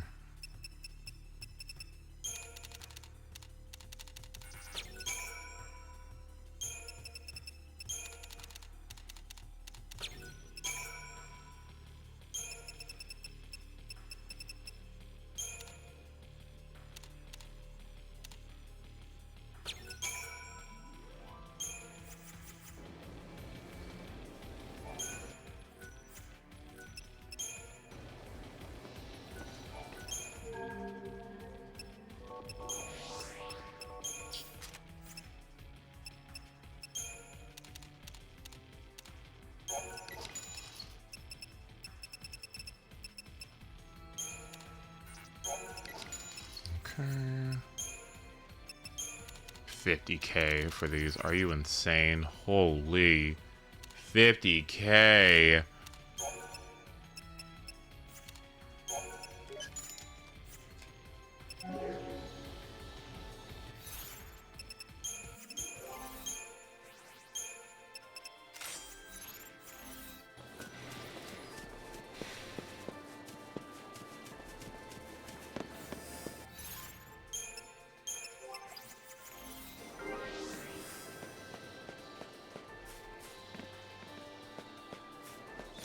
Wait, did you just really not see me? How you got one eye? You can't see shit. Wait, what?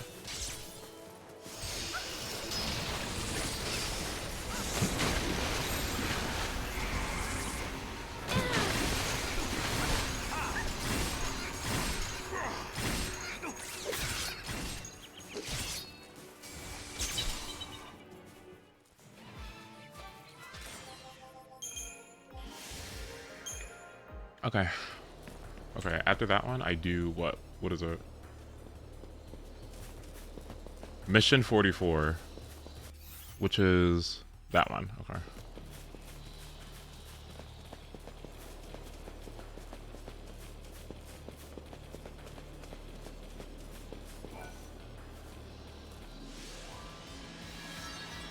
The old ones go to rust. A corrosive custard.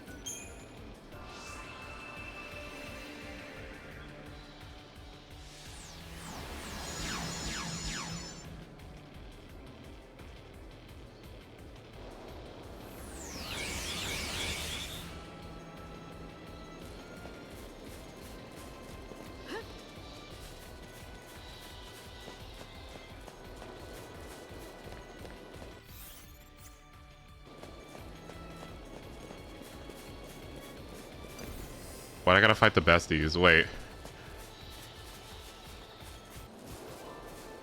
Those who don't shower. Okay, okay.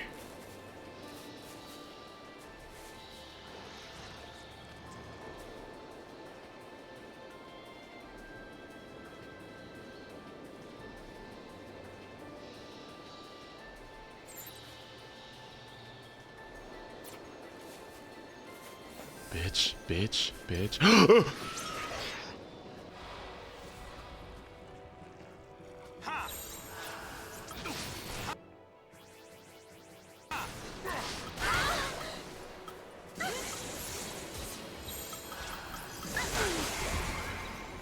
here. Change of plan. Little boost for you. Over here.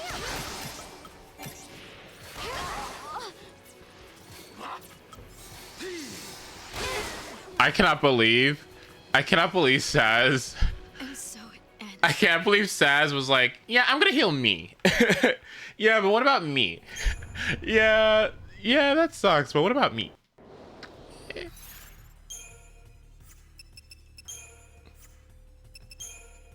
I know I shouldn't have rapid growth. I really know I shouldn't, but...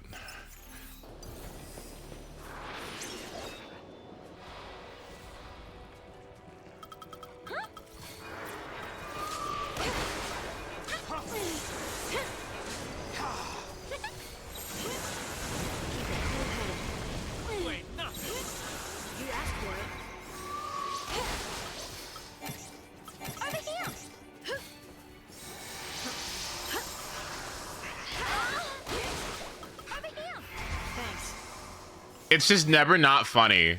Like it's just never not fucking hilarious. Let's see, weak, absorbed. Okay, fire seems to be the correct play here. Okay. Thank you.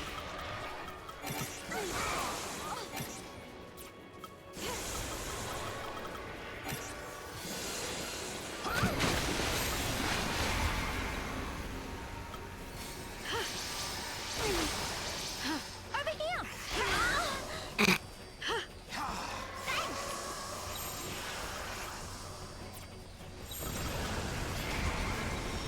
Afraid of the girl?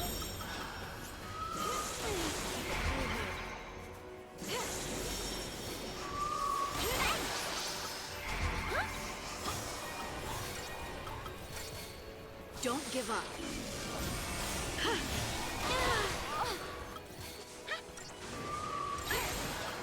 Steady now.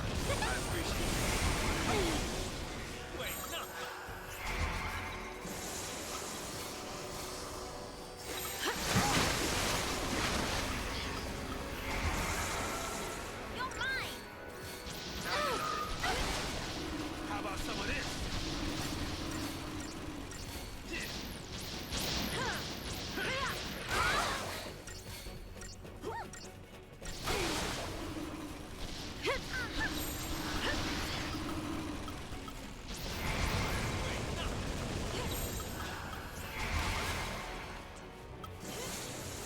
Thanks.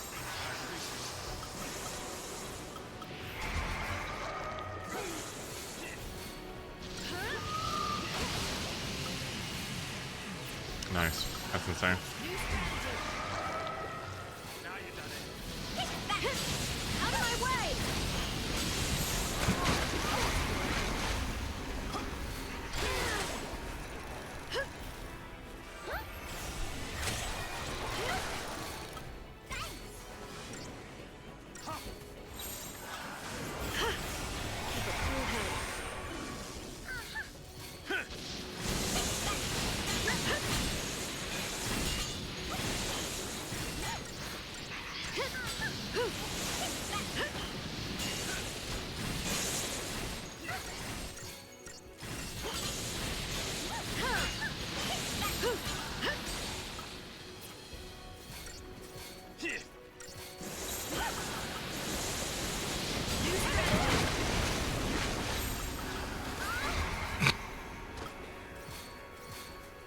It's just funny, baby, because it's doing like 2 damage to her. It's not even that serious. It's literally just like 2 damage.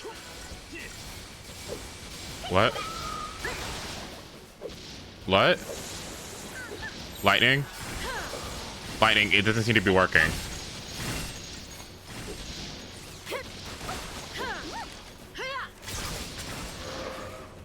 To the victor go the spoils.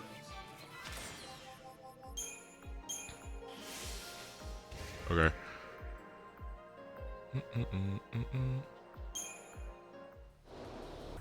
Mission 50. Okay.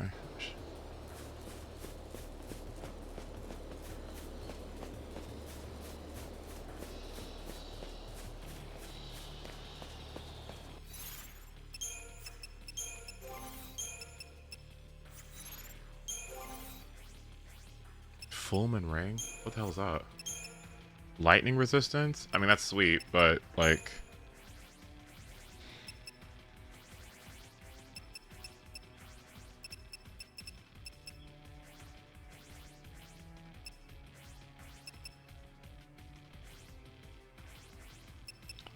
yeah.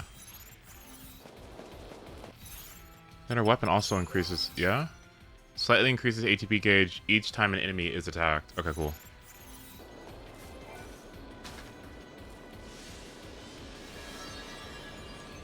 The road to predation. Oh, the ultimate. Okay. This is like the ultimate behemoth, I think. Or rather, like the hardest behemoth. Okay. Ugh.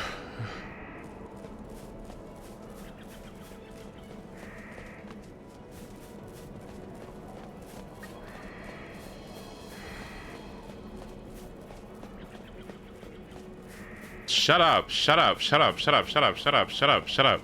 Shut up, shut up, shut up, shut up.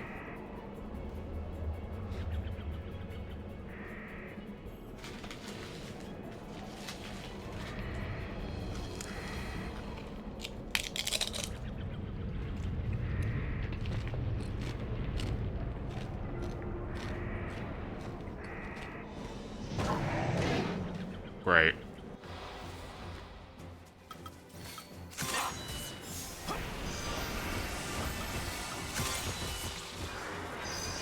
Thanks. Can alter his own form, susceptible to imperiled, delivers devastating physical attacks.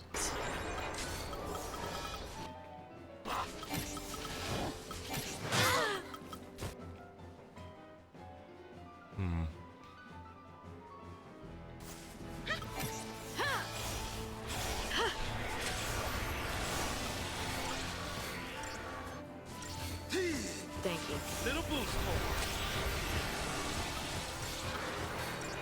Oh, this is gonna get fucking stupid really fast. Holy fuck. Hey, you okay?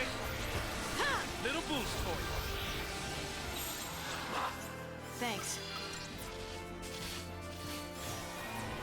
Here we go. Stay calm.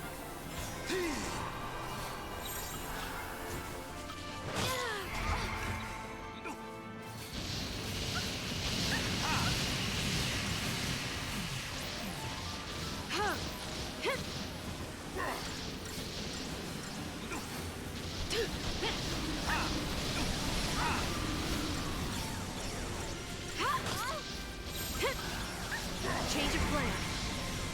Hey, you okay?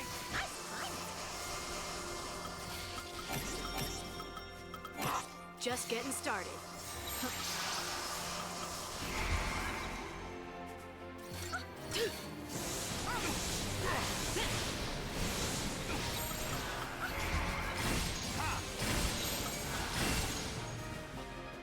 Okay, that's a little unfortunate. I kind of wanted to see what the last part of what was gonna be. That's it.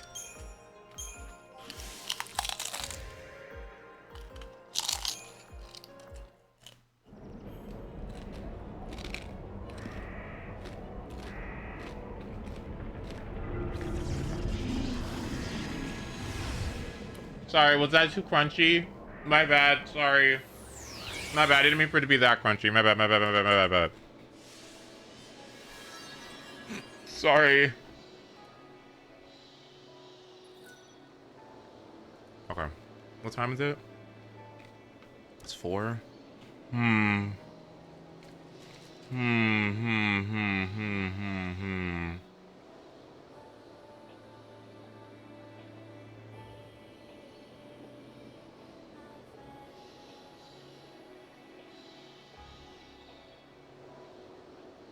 Yeah, I want to watch videos while I fucking mash through Star Rail quests. That's kind of what I feel like doing. Hold on.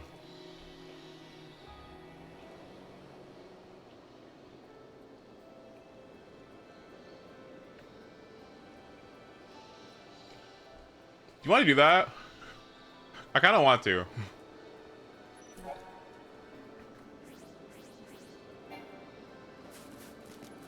Is there an app for 7TV? Yes, there should be a 7TV app on your phone. There should be a 7TV app on your desktop too. If you use Firefox or if you use Chrome.